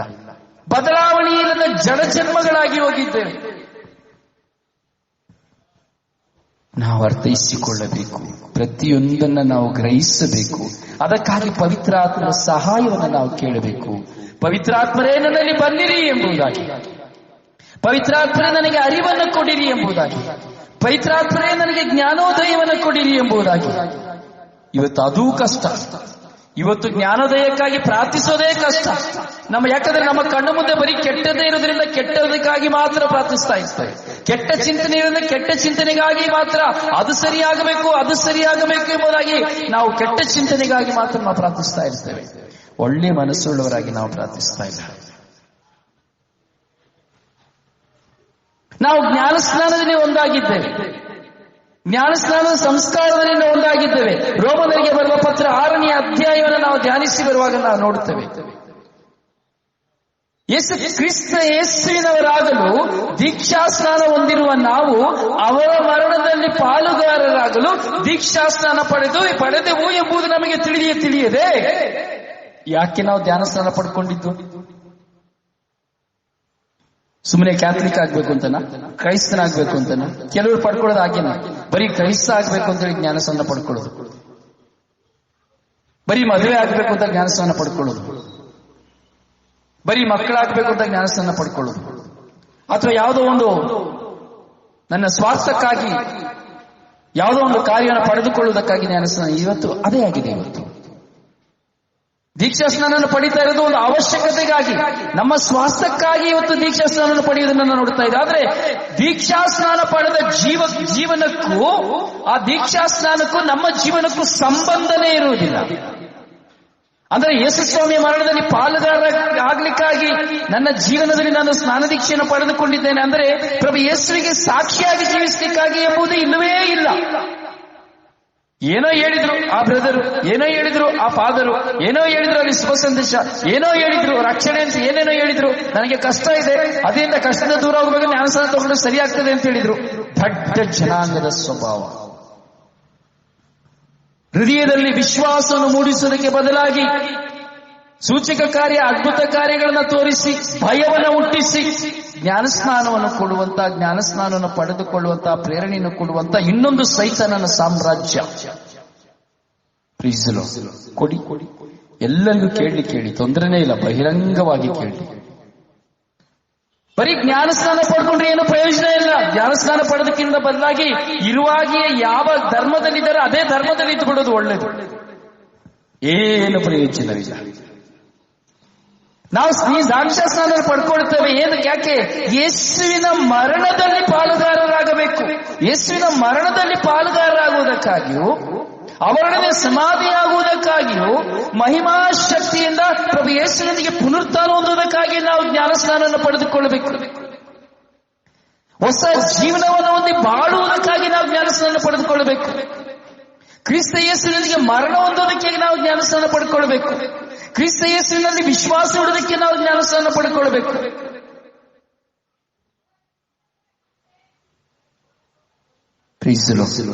ಆದ್ರೆ ನಾವು ಯಾಕೆ ಜ್ಞಾನಸ್ನಾನ ಪಡ್ಕೊಂಡಿದ್ದೀವಿ ಗೊತ್ತೇ ಇಲ್ಲ ಬ್ರದರ್. ನಮ್ಮಪ್ಪ ಕ್ರೈಸ್ತರು, ನಮ್ಮಮ್ಮ ಕ್ರೈಸ್ತರು, ಇಲ್ಲ ನನ್ನ ಗಂಡ ಹಿಂದು, ನಾನು ಹಿಂದು, ಇಲ್ಲ ನನ್ನ ಗಂಡ ಹಿಂದು, ನಾನು ಹೆಂಡತಿ ಹಿಂದು, ಕ್ಯಾಥಲಿಕ್. ಏನೋ ಬಂದ್ರು ಮದುವೆ ಮಾಡ್ಕೊಂಡೆ, ಏನೋ ಬಂದ್ರು ಇಷ್ಟ ಆಯ್ತು ಅಂದ್ರು, ಏನೋ ಬಂದೆ, ವಾಕ್ಯ ಕೇಳಿದೆ, ಧ್ಯಾನಕ್ಕೆ ಹೋದೆ, ಪ್ರಾರ್ಥನೆಗೆ ಹೋದ್ರೆ ಕ್ರೈಸ್ತ ಆಗುಂದ್ರು, ಕ್ರೈಸ್ತ ಆಗಿದೆ. ಇದೇ ಜ್ಞಾನಸ್ನಾನ. ರಕ್ಷಣೆ ಸಿಗ್ತದೆ ಅಂತ ಹೇಳಿದ್ರು, ಬಿಡುಗಡೆ ಸಿಗ್ತದೆ ಅಂತ ಹೇಳಿದ್ರು, ನಾನು ಕ್ರೈಸ್ತ ಆಗ್ಬಿಟ್ಟೆ, ಜ್ಞಾನಸ್ನಾನ ತಗೊಂಡೆ. ಇದೇ ಸತ್ಯ. ಯೇಸುವೇ ದೇವರು ಎಂದೇಳಿ ಯೇಸುವಿನ ತತ್ವಗಳನ್ನ, ವಾಕ್ಯಗಳನ್ನ ಆಲಿಸಿ ಅದರಂತೆ ನಡೆಯುವುದು ತನ್ನ ಜೀವನದಲ್ಲಿ ಕಷ್ಟ, ದುಃಖ, ನೋವು, ವೇದನೆ, ಅವಮಾನ, ನಿಂದನೆ, ಹೋರಾಟ ಏನೇ ಬಂದರೂ ಅವುಗಳನ್ನು ಸಹಿಸಿ ಜೀವಿಸುವುದೇ ದೀಕ್ಷಾ ಸ್ನಾನದ ನಿಜವಾದ ಅರ್ಥ. ಮಿಕ್ಕಿದೆಲ್ಲ ಡಮ್ಮಿ. ನಾನು ನೀವು ಜ್ಞಾನಸ್ನಾನ ತಗೊಂಡು ಕ್ರಿಸ್ತನ ಜೀವನವೇ ಇಲ್ಲ ಅಂದ್ರೆ ಸೈತಾನನ ಜೀವನಕ್ಕಿಂತ ಮೋಸ. ಕ್ರಿಸ್ತರಾಗಿ ನಾವು ಜೀವಿಸಿ ನಟಿಸ್ತಾ ಇದ್ದೇವೆ, ಯೇಸುವನ್ನ ಮತ್ತೆ ಶಿಲುಬೆಗೆ ನಾವು ಜಡಿತಾ ಇದ್ದೇವೆ ಅಂತೇಳಿ ಅರ್ಥ. ಹೌದು ಪ್ರಿಯರೇ, ಪಾಪದ ಪಾಲಿಗೆ ಒಂದು ಸಾರಿ ಮಾತ್ರ ಯೇಸು ಸ್ವಾಮಿ ಸತ್ರು. ಎಂದೆಂದಿಗೂ ಎಂದೆಂದಿಗೂ ಅವರು ಒಂದೇ ಸಾರಿ ಸತ್ರು. 2000 ಎಷ್ಟು ವರ್ಷಗಳ ಹಿಂದೆ,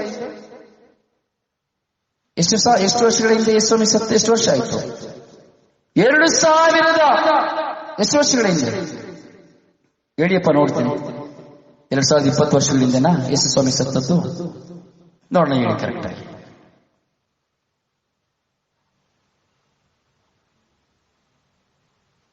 ಯೇಸು ಸ್ವಾಮಿ 2000 ವರ್ಷಗಳ ಹಿಂದೆಯೇ ಸತ್ತು ಹೋದರು. ಮತ್ತೆ ಸಾಯೋದಿಲ್ಲ. ಮತ್ತೆ ತಿರ್ಗ ವರ್ಷ ಈಸ್ಟರ್ ಬರುವಾಗಲೆಲ್ಲ, ಗುಡ್ ಫ್ರೈಡೆ ಬರುವಾಗೆಲ್ಲ ಸಾಯೋದಿಲ್ಲ. ಇದನ್ನ ನಾವು ತಿಳ್ಕೊಳ್ಬೇಕು. ಒಮ್ಮೆಗೆ ಸತ್ರು ನಮ್ಮ ಪಾಪ ಪರಿಹಾರಕ್ಕಾಗಿ. ಆದರೆ ಒಮ್ಮೆಗೆ ಸತ್ರು, ಆದ್ರೆ ಪದೇ ಪದೇ ಮಾಡೋ ಪಾಪನೇ, ಅನಾಚಾರನೇ, ಅಕ್ರಮನೇ ಮಾಡ್ತಾ ಇರುವಂತಲ್ಲ. ಆದ್ರೆ ಇವತ್ತು ನಾವೇನ್ ಮಾಡ್ತಾ ಇದ್ದೀವಿ? ನಾಯಿ ಕಕ್ಕಿದ್ದನ್ನ ಮತ್ತೆ ನೆಕ್ಕುವಾಗಿ ಅಂದಿ ಕೊಚ್ಚಲಿಂದ ಎದ್ದು ಬಂದು ಮತ್ತೆ ತಿರ್ಗ ಕೊಚ್ಚಲಿಗೆ ಹೋದಾಗಿ ನಾವು ಜೀವಿಸ್ತಾ ಇದ್ದೇವೆ. ಬದಲಾವಣೆ ಇಲ್ಲ. ಕೇಳಿದ್ರೆ ನಾನು ಕ್ರೈಸ್ತ, ನಾನು ವಿಶ್ವಾಸಿ, ನಾನೇ ಸ್ವರ್ಗದಿಂದ ಇಳಿದು ಬಂದ ದೇವರು. ಆದರೆ ಆ ಜೀವನಕ್ಕೂ ಆ ವಿಶ್ವಾಸಕ್ಕೂ ಸಂಬಂಧನೇ ಇಲ್ಲ. ಪ್ರಭು ಯೇಸುವಿನ ಆಜ್ಞೆಗೂ, ಕ್ಷಮಿಸು ಪ್ರೀತಿಸಿ ಎಂಬ ಆಜ್ಞೆಗೂ ಜೀವನಕ್ಕೂ ಸಂಬಂಧನೇ ಇಲ್ಲ. ಶಪಿಸಲ್ಪಟ್ಟಂತ ಜೀವನವಾಗಿ ಜೀವಿಸ್ತಾ ಇದ್ದೇವೆ. ಪ್ರಿಯರೇ, ಸ್ವರ್ಗೀಯ ಪ್ರಸಂಗಗಳ ಮುಖಾಂತರವಾಗಿ ನುಡಿಯುವ ಈ ಎಲ್ಲಾ ಮಾತುಗಳು ಸತ್ಯಕರವಾದವು. ಕೇಳುವುದಕ್ಕೆ ಕಿವಿಯುಳ್ಳವರು ಕೇಳಿಕೊಳ್ಳುತ್ತಾರೆ. ಮನ ಪರಿವರ್ತನೆ ಹೊಂದಲು ಪ್ರೇರಣೆ ದೇವರಿಂದ ಬರುವಾಗ ಪರಿವರ್ತನೆ ಹೊಂದುತ್ತಾರೆ. ಪ್ರಿಯರೇ, ಕೇಳುವಂತ ವಾಕ್ಯವನ್ನು ಕೆಲವರು ತಿರಸ್ಕರಿಸುವುದುಂಟು, ಕೆಲವರು ಅವಹೇಳನ ಮಾತನಾಡುವುದುಂಟು, ಕೆಲವರು ಅವುಗಳನ್ನು ಅಲ್ಲೆಗೆಳೆಯುವವರುಂಟು. ಕಾರಣ ಇಷ್ಟೇ, ದೇವರ ಆತ್ಮರಿಲ್ಲ ಅವರೊಂದಿಗೆ, ದೇವರ ಆತ್ಮ ಪ್ರೇರಣೆ ಇಲ್ಲ.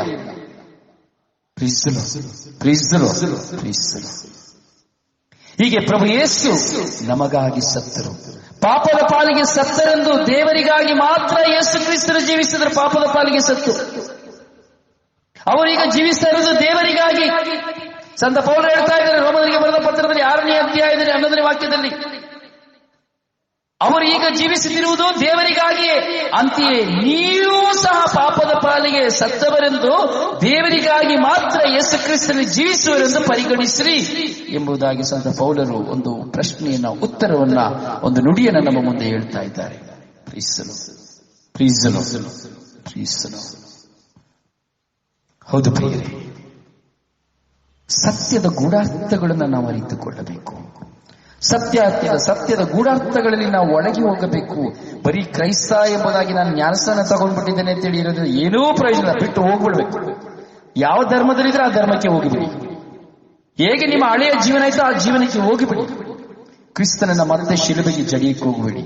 ಕ್ರಿಸ್ತನನ್ನ ಮತ್ತೆ ನಾವು ಸಾಯಿಸಲಿಕ್ಕೆ ಹೋಗಬಾರ್ದು, ಶಿಲುಬೆಗೆ ಏರಿಸಲಿಕ್ಕೆ ಹೋಗಬಾರದು. ಕ್ರಿಸ್ತನನ್ನ ಅರಿತು ಪಾಪ ಮಾಡುವವನೇ ದೈವದ್ರೋಹಿ, ಕ್ರಿಸ್ತ ದ್ರೋಹಿ. ಯೇಸುವನ್ನು ಅರಿತುಕೊಂಡಿದ್ದೇನೆ, ದೇವರನ್ನು ಅರಿತುಕೊಂಡಿದ್ದೇನೆ, ಪವಿತ್ರ ಗ್ರಂಥವನ್ನು ಅರಿತುಕೊಂಡಿದ್ದೇನೆ, ಅರಿತು ಸಹ ಅದನ್ನೇ ನಾನು ಮಾಡ್ತಿದ್ದರಲ್ಲೇ ನಾನು ನಿಜವಾದ ದ್ರೋಹಿ, ಪಾಪಿ. ಅವನೇ ಪಾಪಿ. ದೇವರನ್ನ ಅರಿಯದವರು ಪಾಪಿ ಅಲ್ಲ, ದೇವರನ್ನ ತಿಳಿಯದವರು ಪಾಪಿ ಅಲ್ಲ, ದೇವರನ್ನ ಕಂಡುಕೊಳ್ಳದವರು ಪಾಪಿಗಳಲ್ಲ. ಯಾರು ದೇವರನ್ನ ಕಂಡುಕೊಂಡು ಅದೇ ಹಳೆಯ ಜೀವನವನ್ನು ಮಾಡ್ತಾರೋ ಅವನೇ ಪಾಪಿ. ಅವನನ್ನ ತೊಳೆಯುವುದಕ್ಕೆ ಈ ಲೋಕದಲ್ಲಿ ಬೇರೆ ಯಾವ ರಕ್ತವೂ ಇಲ್ಲ ಎಂಬುದಾಗಿ ದೇವರ ವಾಕ್ಯ ಹೇಳ್ತಾ ಇದೆ. ನೋಡಿ, ಅವನ ಜೀವನ ದಾರಿದ್ರ್ಯ, ಏನೇ ಇದ್ರೂ ಅವನ ಜೀವನ ದಾರಿದ್ರ್ಯ ಜೀವನವಾಗಿರುತ್ತದೆ, ಸತ್ತು ಹೋದ ಜೀವನವಾಗಿರುತ್ತದೆ. ಯಾಕಂದ್ರೆ ನನ್ನಲ್ಲಿ ನಾನೇ ಸಾಯ್ತಾ ಇರ್ತೇನೆ. ಯಾಕಂದ್ರೆ ನಾನು ಮಾಡುವುದು ಕೆಟ್ಟದ್ದು ಎಂಬುದು ನನಗೆ ಗೊತ್ತಿದ್ರು ನನ್ನೊಳಗಿರುವಂತಹ ಕೆಟ್ಟತನ ನನ್ನನ್ನು ಕೊಲ್ತಾ ಇರ್ತದೆ. ರೋಗದಲ್ಲಿ, ಅನಾರೋಗ್ಯದಲ್ಲಿ, ಅಸಮಾಧಾನದಲ್ಲಿ, ಸಂತೋಷ ಇಲ್ಲದೆ, ನೆಮ್ಮದಿ ಇಲ್ಲದೆ, ಏನೂ ಇಲ್ಲದೆ ಏಕಾಂಗಿತನದಲ್ಲಿ ಕೊಲ್ತಾ ಇರ್ತದೆ. ಇದೇ ನಮಗೆ ದೇವರಿಂದ ಸಿಕ್ಕುವಂತ ಪನಿಷ್ಮೆಂಟ್. ತಿಂದುಬಿಟ್ರೆ ಸಾಕ, ನಾವು ಒಳ್ಳೆ ಬಟ್ಟೆ ಹಾಕ್ಬಿಟ್ರೆ ಸಾಕ, ಒಳ್ಳೆ ಕಾರಲ್ಲಿ ಇದ್ಬಿಟ್ರೆ ಸಾಕ, ಒಳ್ಳೆ ಬಂಗ್ಲಲ್ಲಿ ಇದ್ಬಿಟ್ರೆ ಸಾಕ, ಏನಿದ್ರೆ ಏನು ಪ್ರಯೋಜನ? ಯೇಸುವೇ ನಿನ್ನೊಡನೆ ನನ್ನೊಡನೆ ಇಲ್ಲದಿರುವಾಗ ಎಲ್ಲ ವ್ಯರ್ಥ.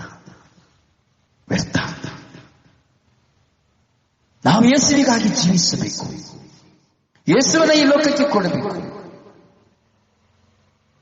ಅದಕ್ಕೆ ಈ ದಿನದಲ್ಲಿ ಯೇಸು ಸ್ವಾಮಿ ಮತ್ತಾಯನ ಶುಭ ಸಂದೇಶ 10ನೇ ಅಧ್ಯಾಯದಲ್ಲಿ ಹೇಳ್ತಾ ಇದ್ದಾರೆ, ಅಯ್ಯ, ನಾನು ನಿಮಗೆ ಒಂದು ಮಾತನ್ನ ಹೇಳ್ತೇನೆ. ನನ್ನನ್ನ ಪ್ರೀತಿಸುವುದಕ್ಕಿಂತ ಹೆಚ್ಚಾಗಿ ನಿಮ್ಮ ತಂದೆಯನ್ನಾಗಲಿ ತಾಯಿಯನ್ನಾಗಲಿ ಪ್ರೀತಿಸುವವನು ನನ್ನವನಾಗಲಿಕ್ಕೆ ಸಾಧ್ಯ ಇಲ್ಲ. 1ನೇ ಪಾಯಿಂಟ್. ತಂದೆಯನ್ನಾಗಲಿ ತಾಯಿಯನ್ನಾಗಲಿ ಯೇಸು ಸ್ವಾಮಿಗಿಂತ ಹೆಚ್ಚಾಗಿ ಪ್ರೀತಿಸಬಾರದು. 2ನೇ ಪಾಯಿಂಟ್. ನನ್ನನ್ನು ಪ್ರೀತಿಸುವುದಕ್ಕಿಂತ ಹೆಚ್ಚಾಗಿ ತನ್ನ ಮಗಳನ್ನ ಪ್ರೀತಿಸುವವನು ನನ್ನವನಾಗಲು ಯೋಗ್ಯನಲ್ಲ. ಪ್ರೀಸಲು.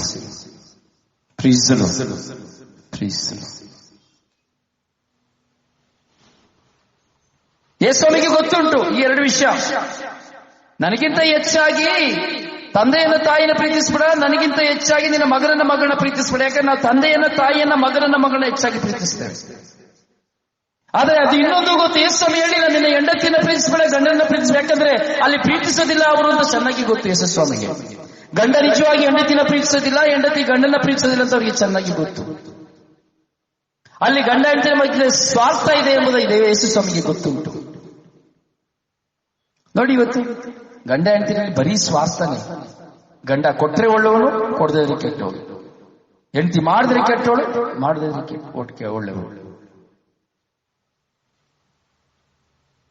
ದೇವರಿಗೆ ಗೊತ್ತುಂಟು ಈ ಗಂಡ ಹೆಂಡತಿರು ಎಲ್ಲ ಸ್ವಾರ್ಥಿಗಳು ಎಂಬುದಾಗಿ ಗೊತ್ತುಂಟು. ಕೆಲವು ಸರಿ ಹೆಂಡತಿ ಮಹಾ ಸ್ವಾರ್ಥಿಯಾಗಿ ಹೋಗ್ತಾಳೆ, ಕೆಲವು ಸರಿ ಗಂಡ ಮಹಾ ಸ್ವಾರ್ಥಿಯಾಗಿ ಹೋಗ್ತಾನೆ, ಕೆಲವು ಸರಿ ಹೆಂಡತಿ ವಾಚಾಳಿಯಾಗಿ ಹೋಗ್ತಾಳೆ, ಕೆಲವು ಸರಿ ಗಂಡ ವಾಚಾಳಿಯಾಗಿ ಹೋಗ್ತಾನೆ. ಪ್ರೀತಿಸ್ತಾರೆ, ಸಮಯ ಬಂದಾಗ ಒದರಿ ಬಿಡ್ತಾರೆ, ಕಾಲಲ್ಲಿ ಒತ್ತು ಬಿಡ್ತಾರೆ. ಆದರೂ ದೇವರು ಏನ್ ಹೇಳ್ತಾ ಇದ್ದಾರೆ, ನನಗಿಂತ ಹೆಚ್ಚಾಗಿ ನಿನ್ನ ಹೆಂಡತಿ ಇರ್ಬೋದು, ಗಂಡ ಇರ್ಬೋದು, ಮಕ್ಕಳಿರ್ಬೋದು, ಎತ್ತವರಿರ್ಬೋದು, ಯಾರ ಮಿತ್ರ ಇರ್ಬೋದು, ನೀನು ಪ್ರೀತಿಸ್ಬೇಡ. ನನ್ನನ್ನು ಪ್ರೀತಿಸೋದಕ್ಕಿಂತ ಹೆಚ್ಚಾಗಿ ನೀನು ಯಾರನ್ನ ಪ್ರೀತಿಸಲಿಕ್ಕೆ ಹೋಗ್ಬೇಡ. ನೀನು ನನ್ನವನಾಗಲಿಕ್ಕೆ ಸಾಧ್ಯ ಇಲ್ಲ.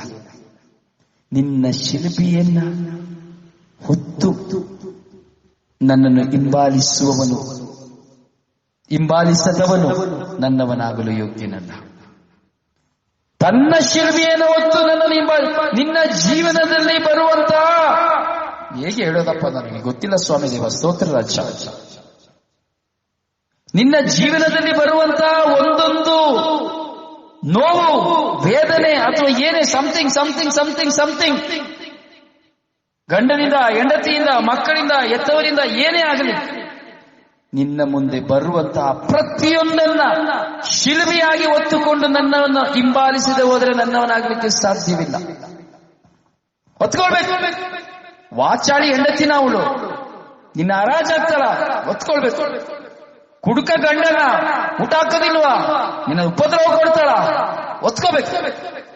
ನಿನ್ನ ಮಗ ಮರ್ಯಾದೆ ಕೊಡೋದಿಲ್ವಾ, ಮಗಳು ಮರ್ಯಾದೆ ಕೊಡೋದಿಲ್ವಾ, ಒತ್ಕೊಳ್ಬೇಕು. ಶಿಲುಬೆ, ಅವರನ್ನೇ ಶಿಲುಬೆ ಎಂಬುದಾಗಿ ಯೇಸು ಸ್ವಾಮಿ ಹೇಳೋದು. ಅವರನ್ನ ಶಿಲುಬೆಯಾಗಿ ನೀನು ಸಹನೆಯಿಂದ ನನ್ನ ಹತ್ರ ಒತ್ಕೊಂಡು ಬರಲಿಲ್ಲ ಅಂದ್ರೆ ನೀನು ನನ್ನವನಾಗ್ಲಿಕ್ಕೆ ಯೋಗ್ಯ ಇಲ್ಲ. ಅವ್ರು ಮಾಡಿದ್ರು ಅಂತೇಳಿ ಅವರಿಗೆ ಊಟ ಕೊಡದೆ, ಬಟ್ಟೆ ಕೊಡದೆ, ಆಶ್ರಯ ಕೊಡದೆ, ಯಾವುದೂ ನೀವು ಸ್ಪಂದಿಸದೆ ಹೋಗುವಾಗ ನಾವು ಅವ್ರನ್ನ ಶಿಲುಬೆಯನ್ನು ಹೊತ್ಕೊಳ್ಳಿಕ್ಕೆ ಯೋಗ್ಯರಲ್ಲ. ದೇವರ ಮುಂದೆ ಮಾಡಿದ ವಾಗ್ದಾನ, ಮದುವೆಯಲ್ಲಿ ವಿವಾಹ ಸಂಸ್ಕಾರದಲ್ಲಿ ನಾನು ಮಾಡಿದ ವಾಗ್ದಾನ ನನ್ನ ನೆನಪಿಗೆ ಇರಬೇಕು. ಅವಳು ಏನೇ ನನಗೆ ವಿರುದ್ಧವಾಗಿ ಮಾಡಲಿ, ಅವನು ನನಗೇನು ವಿರುದ್ಧವಾಗಿ ಮಾಡಲಿ, ನಾನು ದೇವರ ಮುಂದೆ ಆಜ್ಞೆ ಮಾಡಿದ್ದೇನೆ, ವಾಗ್ದಾನ ಮಾಡಿದ್ದೇನೆ. ಆ ವಾಗ್ದಾನಕ್ಕನುಸಾರವಾಗಿ ನನ್ನ ಪತಿಯನ್ನ, ನನ್ನ ಪತ್ನಿಯನ್ನ ನಾನು ಪ್ರೀತಿಸಬೇಕು. ಅವರಿಗೆ ಬೇಕಾದದನ್ನು ನಾನು ಕೊಡಬೇಕು, ನನ್ನ ಕರ್ತವ್ಯವನ್ನು ಮಾಡಬೇಕು.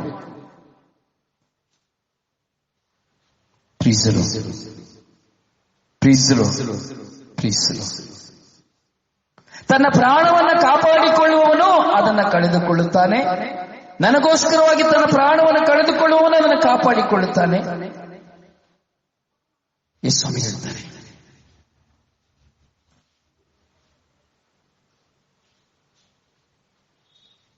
ಯೋಚಿಸಬೇಕು.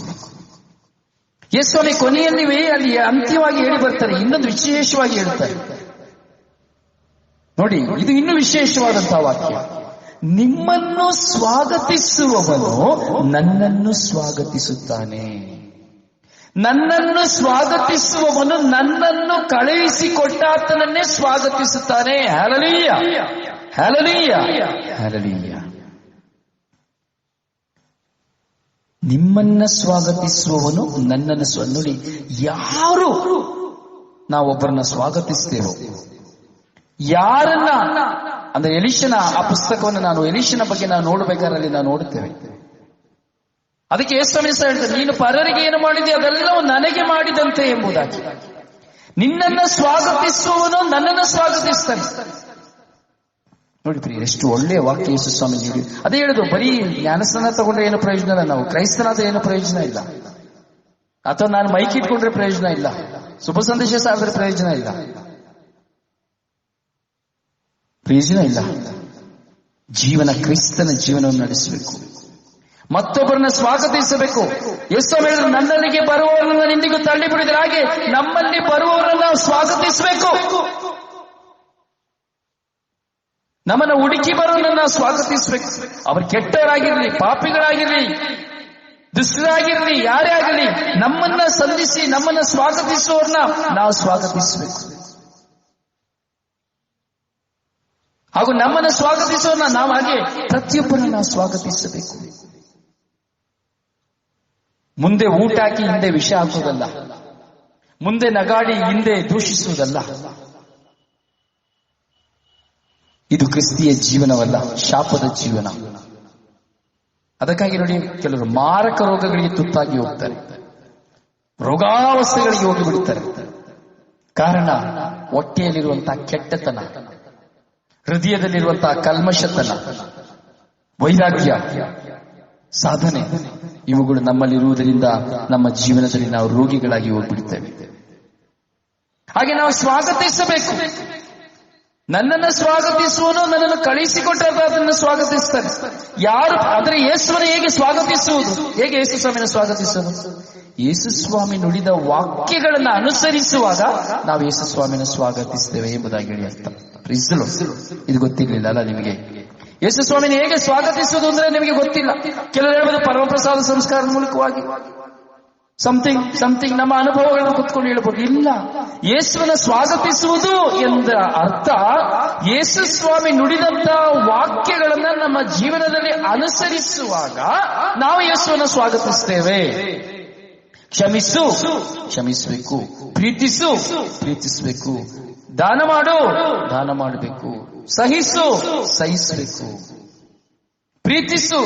ಪ್ರಿಯರೇ, ಈ ಯೇಸು ಸ್ವಾಮಿ ಏನ್ ಹೇಳಿದ್ರು ಅವುಗಳನ್ನ ಪಾಲಿಸುವಾಗ ನಾವು ಯೇಸು ಸ್ವಾಮಿನ ಸ್ವಾಗತಿಸಿದ್ದೇವೆ ಎಂಬುದಾಗಿ ಅರ್ಥ.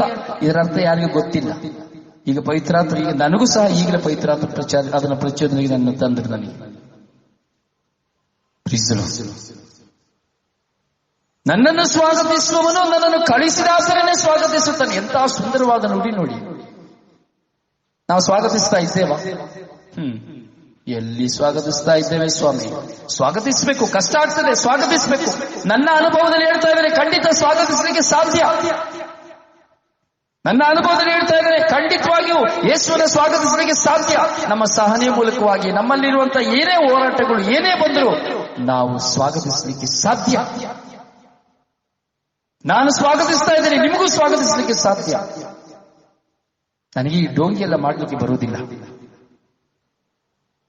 ಸತ್ಯವನ್ನ ಸತ್ಯವಾಗಿ ಹೇಳಬೇಕು. ಯಾಕಂದ್ರೆ ನಾನು ಪ್ರಭು ಯೇಸುವಿನ ಮುಂದೆ ನಿಂತಿದ್ದೇನೆ, ಪ್ರಭು ಯೇಸುವಿನ ನಾಮದಲ್ಲಿ ನಿಮಗೆ ಸಾರ್ತಾ ಇದ್ದೇನೆ. ಯಾಕಂದ್ರೆ ನಾನು ಅನುಭವಿಸಿದಂತ ನನ್ನ ಜೀವನದಲ್ಲಿ ಅನುಭವಿಸಿದಂತ ಯೇಸುವನ್ನು ನಿಮಗೆ ನಾನು ಕೊಡ್ತಾ ಇದ್ದೇನೆ. ನನ್ನ ಅನುಭವಗಳಲ್ಲಿ ನಿಮಗೆ ಯೇಸುವನ್ನು ಕೊಡ್ತಾ ಇದ್ದೇನೆ.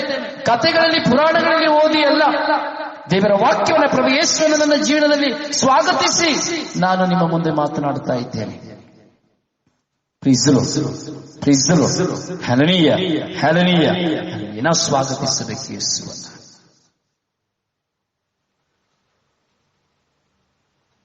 ಮತ್ತೆ ಯೇಸು ಸ್ವಾಮಿ ಹೇಳ್ತಾರೆ, ಸತ್ಪುರುಷನೆಂದು ಸ್ವಾಗತಿಸುವವನು ಸತ್ಪುರುಷನಿಗೆ ಸಿಗುವ ಪ್ರತಿಫಲವನ್ನ ಪಡೆಯುತ್ತಾನೆ. ಹ್ಯಾಲೆಲೂಯಾ. ಎಂತಹ ವಾಕ್ಯಗಳು ನೋಡಿ ಪ್ರಿಯರೇ. ನಾನು ಹಲವು ಸಾರಿ ಈ ವಾಕ್ಯಗಳನ್ನು ನಾನು ಧ್ಯಾನಿಸ್ತೇನೆ. ಒಳ್ಳೆಯವನನ್ನ ಒಳ್ಳೆಯವನಾಗಿ ನಾವು ಸ್ವಾಗತಿಸಬೇಕು. ಆಗ ಅವನಲ್ಲಿರುವಂತಹ ಆಶೀರ್ವಾದ, ಅವನಿಂದ ಸತ್ಪುರುಷನಿಗೆ ಸಿಕ್ಕುವಂತಹ ಪ್ರತಿಫಲ ನಮಗೆ ಸಿಗ್ತದೆ ಅಂತ. ಒಳ್ಳೆಯವರನ್ನ ಒಳ್ಳೆಯವರಾಗಿ ನಾವು ಸ್ವಾಗತಿಸಬೇಕು. ಎಂತ ವಾಕ್ಯ ನೋಡಿ. ಇವತ್ತು ಒಳ್ಳೆಯವರನ್ನ ಒಳ್ಳೆಯವರಾಗಿ ಸ್ವಾಗತಿಸೋದು ಅಂದ್ರೆ ತುಂಬಾ ಕಷ್ಟ. ಕೆಟ್ಟವರನ್ನ ಸ್ವಾಗತಿಸ್ತೀವಿ, ಕುಡಿಸ್ತಾನೆ ಅಂದ್ರೆ ಸ್ವಾಗತಿಸ್ತೀವಿ. ಈ ಮನೆಯಿಂದ ಆ ಮನೆಗೆ ಚಾಡಿ ಹೇಳ್ತಾರೆ, ಬ್ರೋಕರ್ ಕೆಲಸ ಮಾಡ್ತಾರೆ ಸ್ವಾಗತಿಸ್ತೀವಿ. ಅಯ್ಯೋ ಪ್ರಾಣಪ್ಪ, ದಿನಕ್ಕೆ 50 ಸಾರಿ ಫೋನ್ ಮಾಡ್ತೀವಿ. ಕೆಡುಕುತನ ಮಾಡೋರಿಗೆ, ಸಪೋರ್ಟ್ ಮಾಡೋರಿಗೆ, ಹೇಳಿಕೊಡೋರಿಗೆ, ಹೌದಲ್ಲ? ಸತ್ಪುರುಷನೆಂದು ಸ್ವೀಕರಿಸುವುದಿಲ್ಲ. ಒಳ್ಳೆಯವನನ್ನು ಸ್ವೀಕರಿಸ ಕೆಲಸ ನಾವು ನೋಡ್ತೀವಿ. ಕುಟುಂಬದಲ್ಲಿ ಒಂದು ಒಳ್ಳೆಯ ಹೆಂಡತಿಯನ್ನು ಒಳ್ಳೆಯ ಹೆಂಡತಿಯಾಗಿ ಸ್ವೀಕರಿಸಿದಿಲ್ಲ, ಒಳ್ಳೆಯ ಗಂಡನನ್ನ ಒಳ್ಳೆಯ ಗಂಡನಾಗಿ ಸ್ವೀಕರಿಸಿದಿಲ್ಲ, ಒಳ್ಳೆಯ ಎತ್ತವರನ್ನ ಒಳ್ಳೆಯ ಎತ್ತವರೆಂಬುದಾಗಿ ಸ್ವೀಕರಿಸುವುದಿಲ್ಲ. ಹೇಗೆ ಆಶೀರ್ವಾದ ನಮಗೆ ಸಿಗುತ್ತದೆ? ಸತ್ಪುರುಷನನ್ನ ಸತ್ಪುರುಷನೆಂದು ನಾವು ಸ್ವಾಗತಿಸಬೇಕು. ಒಂದು ಗುರುವನ್ನ ಗುರುವಾಗಿ ನಾವು ಗುರುವಿನ ಸ್ವಭಾವವನ್ನು ನೋಡಿ ನಾವು ಸ್ವಾಗತಿಸಬೇಕಾಗಿರುವಂಥದ್ದು. ಆ ಗುರುವಿನಲ್ಲಿರುವಂತಹ ಅಭಿಷೇಕ, ಒಂದು ಶುಭ ಸಂದೇಶ ಸಾರುವಲ್ಲಿರುವಂತಹ ಅಭಿಷೇಕ, ಆತನಲ್ಲಿರುವಂತಹ ಪ್ರಭು ಯೇಸುವಿನ ಸ್ವಾಗತಿಸಬೇಕಂದ್ರೆ ನೋಡಬೇಕು ಅವನ ಜೀವನ, ಅವನ ವ್ಯಕ್ತಿತ್ವ, ಅವನ ಸ್ವಭಾವ. ಅತ್ತಿತ್ತ ಅವರಿವರ ಮಾತನ್ನ ಕೇಳಿ ಎಲ್ಲ ಸ್ವಂತವಾಗಿ ನಾವು ಅನುಭವಿಸಬೇಕು. ಸತ್ಪುರುಷನನ್ನ ಸತ್ಪುರುಷನಾಗಿ ನಾವು ಸ್ವೀಕರಿಸಬೇಕು. ಆಗ ಆ ಸತ್ಪುರುಷನಿಗೆ ಸಿಗುವ ಪ್ರತಿಫಲವೂ ಸಹ ನಮಗೆ ಸಿಗುತ್ತದೆ. ಒಂದು ಪ್ರವಾದಿಯನ್ನು ಸ್ವಾಗತಿಸುವವನು ಪ್ರವಾದಿಗೆ ಸಿಗುವ ಪ್ರತಿಫಲವನ್ನು ಪಡೆಯುತ್ತಾನೆ ಎಂಬುದಾಗಿ ಹೇಳ್ತಾರೆ. ಪಡೆಯುವುದು ಪ್ರವಾದಿಯನ್ನ ಪ್ರವಾದಿಯಾಗಿ ಸ್ವೀಕರಿಸಬೇಕು. ಆಗ ಅವನಿಂದ ಆ ಪ್ರತಿಫಲವನ್ನು ನಾವು ಪಡ್ಕೊಳ್ತೇವೆ. ಇವತ್ತೆಲ್ಲಿ ತುಂಬಾ ಕಷ್ಟ ಇದೆ ಪ್ರಿಯರೇ. ನಿಮ್ಮ ಮುಂದೆ ನಾನು ಹೇಳ್ತಾ ಇದ್ದೇನೆ, ಅನುಭವದಲ್ಲಿ ನಿಮ್ಮ ಮುಂದೆ ನಾನು ಹಂಚ್ತಾ ಇದ್ದೇನೆ. ಆದರೆ ಈ ಅನುಭವದ ಹಿಂದೆ ಎಷ್ಟು ಗಾಯಗಳಿರ್ತದೆ ಗೊತ್ತುಂಟ?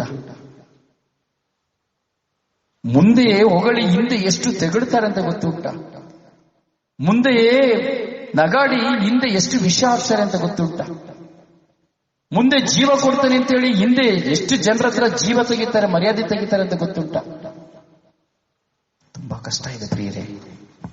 ಅದಕ್ಕೆ ಸಮಯ ನೀನು ಯಾರನ್ನ ಪ್ರೀತಿಸಬೇಡ, ಹೆಚ್ಚಾಗಿ ನೋಡಿ. ಒಂದು ವ್ಯಕ್ತಿಯ ಬಗ್ಗೆ, ಒಂದು ವ್ಯಕ್ತಿಯನ್ನು ನಾಶ ಮಾಡಬೇಕೆಂದು ಒಂದು ವ್ಯಕ್ತಿ ತೀರ್ಮಾನಿಸಿದರೆ ಅವನು ಇಡೀ ವಿಶ್ವಕ್ಕೆ ತಿಳಿಸಿಬಿಡ್ತಾನೆ. ಅದರಲ್ಲೂ ಒಂದು ಹೆಣ್ಣಿನ ಬಾಯಿಯಲ್ಲಿ ಒಂದು ಮಾತು ಹೊರಳುತ್ತದೆ ಅಂದ್ರೆ ಅದು ವಿಶ್ವಕ್ಕೆ ಗೊತ್ತಾಗ್ತದೆ. ಟಿವಿನೇ ಬೇಕಾಗಿಲ್ಲ, ಟಿವಿ ಅದರ ಮುಂದೆ ಸೋತು ಹೋಗ್ತದೆ. ಹೌದು ಪ್ರಿಯರೇ, ಪ್ರವಾದಿಯನ್ನು ಸತ್ಪುರುಷನನ್ನ ಸತ್ಪುರುಷನಿಗೆ ನಾವು ಸ್ವೀಕರಿಸಬೇಕು. ಅದಕ್ಕೆ ಕೊನೆಯಲ್ಲಿ ಯೇಸುಸ್ವಾಮಿ ಹೇಳ್ತಾ ಇದ್ದಾರೆ, ಮತ್ತಾಯನ ಶುಭ ಸಂದೇಶ 10:42 ವಾಕ್ಯ, ಯಾರಾದರೂ ಈ ಚಿಕ್ಕವರಲ್ಲಿ ಒಬ್ಬನಿಗೆ ಅವನು ನನ್ನ ಶಿಷ್ಯನೆಂದು ಕುಡಿಯಲು ಒಂದು ಲೋಟ ತಣ್ಣೀರನ್ನು ಕೊಟ್ಟರು ಅದಕ್ಕೆ ತಕ್ಕ ಪ್ರತಿಫಲವನ್ನು ಪಡೆಯದೆ ಹೋಗನೆಂದು ನಿಮಗೆ ನಿಶ್ಚಯವಾಗಿ ಹೇಳುತ್ತೇನೆ. ನೋಡಿದ್ರ, ಒಂದು ಲೋಟ ನೀರು ಕೊಟ್ಟರು ಅದಕ್ಕೆ 100% ಪ್ರತಿಫಲ. ಆದರೆ ಒಂದು ಲೋಟ ನೀರು ತಗೊಂಡು ಆ ಲೋಟಕ್ಕೆ ವಿಷ ಬೆರೆಸಬಾರದು. ಒಂದು ಲೋಟ ನೀರು ತಗೊಂಡು ಕುಡಿದು ಸತ್ತು ಹೋಗಬೇಕಾಗಿರುವಂತಹ ನಾನು, ಅಥವಾ ರೋಗ ಆಗಿರುವಂತಹ ನಾನು, ಅಥವಾ ದರಿದ್ರನಾಗಿರುವಂತಹ ನಾನು, ಊಟವಿಲ್ಲದಿರುವಂತಹ ನಾನು, ವಸ್ತ್ರವಿಲ್ಲದಿರುವಂತಹ ನಾನು, ಏನೂ ಇಲ್ಲದವನಾದಂತಹ ನಾನು ಕೊಟ್ಟಂತವರು ಕೊಡುವಂತದನ್ನ ತೆಗೆದುಕೊಂಡು ಅವರಿಗೆ ನಾನು ವಿಷ ಬೆರೆಸಬಾರದು. ಇವತ್ತು ವಿಷ ಬೆರೆಸುವಂತಹ ಜೀವನ ನಾವು ನೋಡುತ್ತೇವೆ. ಕೊಡುವವರನ್ನು ಸಹ ನಾವು ಅಶ್ಲೀಲಕರವಾಗಿ ಮಾತನಾಡುವುದನ್ನು ನಾವು ನೋಡುತ್ತೇವೆ. ನಿನ್ನ ಕಣ್ಣು ಕೆಟ್ಟದ್ದಾಗಿರುವಾಗ ನಿನ್ನ ದೇಹವೆಲ್ಲ ಕೆಟ್ಟವಾಗಿರುತ್ತದೆ ಎಂಬುದಾಗಿ ಸ್ವಾಮಿ ಹೇಳ್ತಾರೆ. ಆದರೆ ಒಂದು ಸತ್ಯ, ಒಂದು ಲೋಟ ತಣ್ಣೀರನ್ನು ಕೊಟ್ಟರು ಅದಕ್ಕೆ ಪ್ರತಿಫಲ 100%. ಅದಕ್ಕೆ ಕೀರ್ತನೆಗಾರ 89ನೇ ಅಧ್ಯಾಯದಲ್ಲಿ ಹೇಳ್ತಾ ಇದ್ದಾನೆ, ಪ್ರಭು ಕೀರ್ತಿಸುವೆನು ಸದಾ ನಿನ್ನ ಅಚಲ ಪ್ರೀತಿಯನ್ನು. ಅಂದರೆ ಕರುಣೆ ತೋರುವಂತಹ ದೇವರು. ನನ್ನ ಹಸಿವಾಗಲಿ, ನೀರಾಡಿಕೆಯಾಗಲಿ, ನನ್ನ ಅವಶ್ಯಕತೆಗಳನ್ನು ಕಂಡರಿತಂತಹ ದೇವರು ನನ್ನನ್ನ ಸದಾ ಕಾಯುವವರಾಗಿದ್ದಾರೆ. ಆಕಾಶದಲ್ಲಿ ಆಡುವ ಪಕ್ಷಿಗಳಿಗಿಂತ, ಕಾಡಿನಲ್ಲಿರುವಂತಹ ಮೃಗಗಳಿಗಿಂತ ಹೆಚ್ಚಾಗಿ ನನ್ನನ್ನು ಪೋಷಿಸುವವರಾಗಿದ್ದಾರೆ. ಕೀರ್ತಿಸುವೆನು ಸದಾ ನಿನ್ನ ಅಚಲ ಪ್ರೀತಿಯನ್ನ. ಸ್ವಾಮಿ, ನಾ ಕೀರ್ತಿಸುವೆನು ಸದಾ ನಿನ್ನ ಅಚಲ ಪ್ರೀತಿಯನ್ನ ಎಂಬುದಾಗಿ ನಾವು ಸಾರಬೇಕು. ನಿನ್ನ ಅಚಲ ಪ್ರೀತಿ ಪ್ರಭು ನನಗೆ ಶಾಶ್ವತ ಸಿದ್ಧ, ನಿನ್ನ ಸತ್ಯತೆ ಆಗಸದಂತೆ ಸ್ಥಿರ ಸ್ಥಾಪಿತ ಎಂಬುದಾಗಿ ಕೀರ್ತನೆಗಾರ ಹೇಳುತ್ತಾನೆ. ಧನ್ಯರು ಪ್ರಭು ನಿನಗೆ ಜಯಕಾರ ಆಡುವವರು, ನಿನ್ನ ಮುಖದ ಪ್ರಕಾಶದೊಳವರು ನಡೆಯುವರು ಎಂಬುದಾಗಿ. ಪ್ರಿಯರೇ, ದೇವರ ಮುಂದೆ ಕುಳಿತುಕೊಂಡು ಜಯಕಾರ ಮಾಡುವವರು ಆಹಾ ಪ್ರಕಾಶವುಳ್ಳವರು. ಹಲ್ಲೆಲೂಯಾ. ದೇವರ ಮುಂದೆ ಕುಳಿತುಕೊಂಡು ಒಣಜಂಬ ತೋರಿಸಿಕೊಂಡಲ್ಲ, ಕಳ್ಳನಾಗಿ ನಟಿಸಿಕೊಂಡಲ್ಲ, ಹೃದಯದಲ್ಲಿಯೂ ಜೀವನದಲ್ಲಿಯೂ ಮನಸ್ಸಿನಲ್ಲಿಯೂ ಕೆಟ್ಟದ್ದನ್ನು ತುಂಬಿಸಿಕೊಂಡಲ್ಲ. ಅದು ದೇವರಿಗೆ ಗೊತ್ತು. ಧನ್ಯರು ಪ್ರಭು ನಿನಗೆ ಜಯಕಾರ ಆಡುವವರು, ನಿನ್ನ ಮುಖದ ಪ್ರಕಾಶದೊಳವರು ನಡೆಯುವರು. ಹಲ್ಲೆಲೂಯಾ, ಹಲ್ಲೆಲೂಯಾ, ಹಲ್ಲೆಲೂಯಾ. ದೇವರ ಮುಂದೆ ಕುಳಿತುಕೊಳ್ಳೋದಷ್ಟು ಸುಲಭ ಅಲ್ಲ. ದೈವ ಪ್ರೇರಣೆ ಇದ್ರೆ ಮಾತ್ರ ದೇವರ ಮುಂದೆ ನಾವು ಹೋಗಿ ಕುಳಿತುಕೊಳ್ಳಿಕ್ಕೆ ಸಾಧ್ಯ. ಆದ್ರೆ ಒಳಗಡೆ ಕಲ್ಮಶ ಇಟ್ಕೊಂಡು ನಾವು ಕೂತ್ಕೊಂಡ್ರೆ ಏನೂ ಪ್ರಯೋಜನ ಇಲ್ಲ. ಸತ್ತೋಗಿರೋ ಶವನ ಮನೆಯಲ್ಲಿ ಮಲಗಿಸಿದ್ರೆ ಏನಾದ್ರು ಜೀವ ಇರ್ತದೆ ಅದಕ್ಕೆ? ಅಲ್ಲಿ ದೊಡ್ಡ ಶಿಲುಬೆ ಇಡ್ತಾರೆ, ಮೇಣದ ಬತ್ತಿ ಶವನ ಎತ್ಕೊಂಡು ಹೋಗೋ ತನಕ ಮೇಣದ ಬತ್ತಿ ಉರಿತಾ ಇರ್ತದೆ. ಬರೋರೆಲ್ಲ ಪ್ರಾರ್ಥನೆ ಮಾಡ್ತಾ ಇರ್ತಾರೆ. ಏನಾದ್ರು ಪ್ರಯೋಜನ ಇದೆಯಾ? ಪ್ರಯೋಜನ ಇದೆಯಾ? ಸತ್ತೋದ ಶವದ ಮುಂದೆ ಪ್ರಾರ್ಥನೆ ಮಾಡಿದ್ರೆ ಏನು ಪ್ರಯೋಜನ? ಹಾಗೆ ವಿಶ್ವಾಸವಿಲ್ಲದ, ಒಳ್ಳೆಯ ಸ್ವಭಾವ ಜೀವನವಿಲ್ಲದವರು ದೇವರ ಮುಂದೆ ನಾನು ಕುಳಿತುಕೊಂಡ್ರೆ ಏನೂ ಪ್ರಯೋಜನ ಇಲ್ಲ. ಎಲ್ಲ ವ್ಯರ್ಥ, ಎಲ್ಲ ವ್ಯರ್ಥ. ಪ್ರಿಯ, ಇದು ವಾಕ್ಯ ಸತ್ಯ, ಇದು ವಾಕ್ಯ ಸತ್ಯ. ಅದೇ 18ನೇ ವಾಕ್ಯ ಹೇಳ್ತದೆ, ಗುರಾಣಿಯಂತಿಹ ನಮ್ಮ ರಾಜನು ಪ್ರಭುವಿನವನೇ, ಇಸ್ರಾಯೇಲಿನ ಪರಮ ಪಾವನ ಸ್ವಾಮಿಗೆ ಸೇರಿದವನೇ. ಗುರಾಣಿಯಂತಿರಬೇಕು ನಾವು ದೇವರ ಮುಂದೆ. ದೇವರ ಮಗನು ಮಾತ್ರ, ದೇವರಲ್ಲಿ ವಿಶ್ವಾಸವುಳ್ಳವರು ಮಾತ್ರ ಗುರಾಣಿಯಾಗಿರ್ಲಿಕ್ಕೆ ಸಾಧ್ಯ, ದೇವರಿಗೆ ಸೇರಿದವನಾಗಲಿಕ್ಕೆ ಸಾಧ್ಯ. ಗುರಾಣಿ ಗೊತ್ತಲ್ಲ, ಚುಕ್ಕಾಣಿ ಗಾಡಿಗಳಿಗೆ ಹಾಕ್ತಾರೆ. ಈ ಗಾಡಿ ಚಕ್ರ ಹೊರಗೆ ಬರದೇ ಇರುವಾಗೆ. ಇದನ್ನ ಬೈಬಲಲ್ಲಿ ಗುರಾಣಿ ಅಂತ ಹೇಳ್ತಾರೆ, ಅದು ಚುಕ್ಕಾಣಿ ಅಂತ ಹೇಳ್ತಾರೆ. ಹೀಗೆ ಆ ಚುಕ್ಕಾಣಿ ಇದ್ರೇನೆ ಆ ವೀಲ್ ಹೊರಗಡೆ ಬರದೇ ಇರಲಿಕ್ಕೆ ಆಗುತ್ತೆ. ಹಾಗೆ ನಾವು ಚುಕ್ಕಾಣಿಯಾಗಿರಬೇಕು, ಕುಟುಂಬದಲ್ಲಿ ಚುಕ್ಕಾಣಿಯಾಗಿರಬೇಕು, ಆಧ್ಯಾತ್ಮಿಕ ಜೀವನದಲ್ಲಿ ಚುಕ್ಕಾಣಿಯಾಗಿರಬೇಕು. ಆದ್ರೆ ಇವತ್ತು ಎಲ್ಲಿ ಕಿತ್ತಾಕ್ಬಿಡ್ತೇವೆ, ನಾವೇ ಚುಕ್ಕಾಣಿನ ಕಿತ್ತಾಕ್ಬಿಡ್ತೇವೆ. ಕುಟುಂಬನ ಹೊಡೆದಾಕ್ಬಿಡ್ತೇವೆ, ಜೀವನನ ಹಾಳು ಮಾಡಿಬಿಡ್ತೇವೆ, ವ್ಯಕ್ತಿತ್ವವನ್ನು ಹಾಳು ಮಾಡಿಬಿಡ್ತೇವೆ, ವಿಶ್ವಾಸನ ಹಾಳು ಮಾಡಿಬಿಡ್ತೇವೆ, ಒಳ್ಳೆಯವರಾಗಿ ನಾವು ನಟಿಸ್ತಾ ಇರ್ತೇವೆ. ನಮ್ಮ ಕೈಯಲ್ಲಿರುವಂತಹ ಚುಕ್ಕಾಣಿನ ನಾವೇ ತೆಗೆದು ನಾವೇ ತಲೆ ಮೇಲೆ ಕೈ ಇಟ್ಕೊಳ್ತೇವೆ. ಅಯ್ಯೋ, ಏನು ಪ್ರಯೋಜನ ಇಲ್ಲ. ಅದೇ ಹೇಳ್ತಾ ಇದ್ದಾರೆ, ಗುರಾಣಿಯಂತಿಹ ನಮ್ಮ ರಾಜನ ಪ್ರಭುವಿನವನೇ. ಯಾರು ಪ್ರಭುವಿನವನೇ? ಯಾರು? ಗುರಾಣಿಯಾಗಿರುವವನು, ಒಡೆದು ಹಾಕುವವನಲ್ಲ, ನಾಶ ಮಾಡುವವನಲ್ಲ, ಪ್ರವಾದಿಯನ್ನು ಸ್ವೀಕರಿಸದೇ ಇರುವವನಲ್ಲ, ಸತ್ಪುರುಷನನ್ನು ಸ್ವೀಕರಿಸದೇ ಇರುವವನಲ್ಲ, ಒಳ್ಳೆಯವನು, ಕೊಟ್ಟವನನ್ನ ಕೆಟ್ಟವನು ಎಂದು ಹೇಳುವವನಲ್ಲ. ಗುರಾಣಿಯಾಗಿರುವವನು ಅವನು ದ್ರೋಹಿಯಾಗಿರುವವನು, ವಂಚನೆಯುಳ್ಳವನಾಗಿರುವವನು.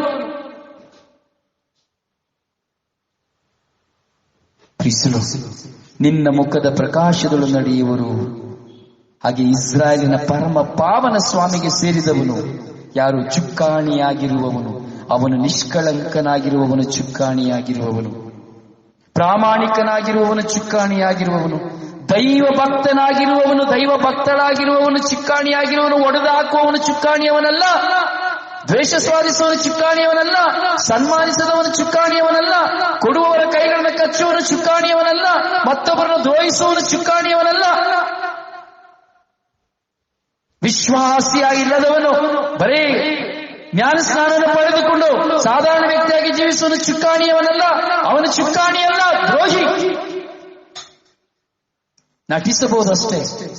ನಟಿಸಬಹುದಷ್ಟೇ. ಹೀಗೆ ಗುರಾಣಿಯಾಗಿರಬೇಕು ನಾವು. ದೇವರ ಮುಂದೆ ನಾನು ಗುರಾಣಿಯಾಗಿರಬೇಕೆಂಬುದಾಗಿ ಕೀರ್ತನೆಗಾರ 89ನೇ ಅಧ್ಯಾಯದಲ್ಲಿ ಹೇಳುವುದನ್ನು ನಾವು ನೋಡ್ತಾ ಇದ್ದೇವೆ. 18, 15, 1, 2 ವಾಕ್ಯಗಳಲ್ಲಿ. ಹಾಗೆ ಕೀರ್ತಿಸುವೆನು ಸದಾ ನಿನ್ನ ಚಲ ಪ್ರೀತಿಯನ್ನು ಸ್ವಾಮಿ. ಯಾವಾಗ ಈ ಕೀರ್ತನೆ, ಯಾವಾಗ ಪ್ರಭುವಿಗೆ ಸೇರುವಂತದ್ದು? ನಾನು ಪ್ರಾಮಾಣಿಕನಾಗಿರುವಾಗ, ನಿಜವಾದ ಕ್ರೈಸ್ತನಾಗಿ, ಜ್ಞಾನ ಸ್ನಾನ ಪಡೆದಂತ ಕ್ರೈಸ್ತನಾಗುವಾಗ. ಸುಮ್ಮನೆ ಎಲ್ಲಿಯೋ ಧ್ಯಾನ ಕೇಳಿದೆ, ಅಲ್ಲಿ ರಕ್ಷಣೆ ಒಂದು ಅಂತ ಹೇಳಿದ್ರು, ನಿನ್ನ ಪಾಪಗಳು ಕ್ಷಮಿಸಲ್ಪಡ್ತದೆ ಅಂತ ಹೇಳಿದ್ರು, ಅಥವಾ ನೀನು ಸ್ವರ್ಗಕ್ಕೆ ಹೋಗ್ತೀಯ ಅಂತ ಹೇಳಿದ್ರು, ನಿಮ್ಮ ಅಪ್ಪ ಗುಣ ಆಗ್ತಾರೆ, ನಿನ್ನ ಅಮ್ಮ ಗುಣ ಆಗ್ತಾರೆ, ನಿನಗೆ ಒಳ್ಳೆ ಕೆಲಸ ಸಿಗ್ತದೆ ಅಂತ ಹೇಳಿದ್ರು, ಅದಕ್ಕೆ ನಾನು ಕ್ರೈಸ್ತನಾದೆ. ಕರ್ಮ. ಇಂಥ ಒಂದು ಜನಗಳು ಸಹ ಇದ್ದಾರೆ, ದ್ರೋಹಿ ವಂಶದವರು. ಬೇಡವಾದದನ್ನು ಹೇಳುವುದು, ಸತ್ಯವನ್ನು ಹೇಳುವುದಿಲ್ಲ. ಕ್ರಿಸ್ತನೇ ನಿಜವಾದ ದೇವರು, ಕ್ರಿಸ್ತನಲ್ಲಿ ನಂಬಿಕೆ ಇಡು ಎಂಬುದಾಗಿ ಹೇಳುವುದಿಲ್ಲ. ಇಲ್ಲ ಸೂಚಕ ಕಾರ್ಯ ತೋರಿಸಿಲ್ಲ, ಅದ್ಭುತ ಕಾರ್ಯ ತೋರಿಸಿಲ್ಲ, ಏನಾದ್ರೂ ಒಂದು ಹೇಳಿ ದೀಕ್ಷಾ ಸ್ನಾನ ಕೊಡಿಸೋದು. ಹಾಗೇನೆ ಕೆಲವರು ನೋಡ್ಬೇಕು, ನನ್ನ ರೋಗ ಸುಲಗಾಯಿತು. ನಿನ್ನ ರೋಗ ಸೌಖ್ಯ ಹಾಕಿ ಜ್ಞಾನ ಸ್ನಾನ ತಗೊಂಡ್ರೆ ಏನು ಪ್ರಯೋಜನ ಇಲ್ಲ. ಪ್ರಿಯರೇ, ಆಲಿಸಬೇಕು. ದಯವಿಟ್ಟು ಧ್ಯಾನಿಸಿ, ಆಲಿಸಿ, ಧ್ಯಾನಿಸಿ, ಪಾಲಿಸಿ. ಪ್ರಿಯರೇ, ನಿಮ್ಮ ಮುಂದೆ ಸಾರಲ್ಪಡುವಂತಹ ವಾಕ್ಯಗಳಲ್ಲಿ ನಿಮಗೆ ತಪ್ಪು ಎಂಬುದು ಕಂಡು ಬಂದರೆ, ಸಂಶಯ ಎಂಬುದು ಕಂಡು ಬಂದರೆ ದಯವಿಟ್ಟು ನನಗೆ ಕರೆ ಮಾಡಿ. ದೇವರು ನಿಮ್ಮನ್ನು ಆಶೀರ್ವದಿಸಲಿ. ನಿಮ್ಮ ಪ್ರೀತಿಯ ನಲ್ಮೆಯ ಸಹೋದರ ಬ್ರದರ್ ರೊಜಾರಿಯೋ ಪಾಂಡವಪುರ ಪ್ರಾರ್ಥನಾ ಸಹಾಯಕ್ಕಾಗಿ ದೂರವಾಣಿ ಸಂಖ್ಯೆ 09902423181. God bless you.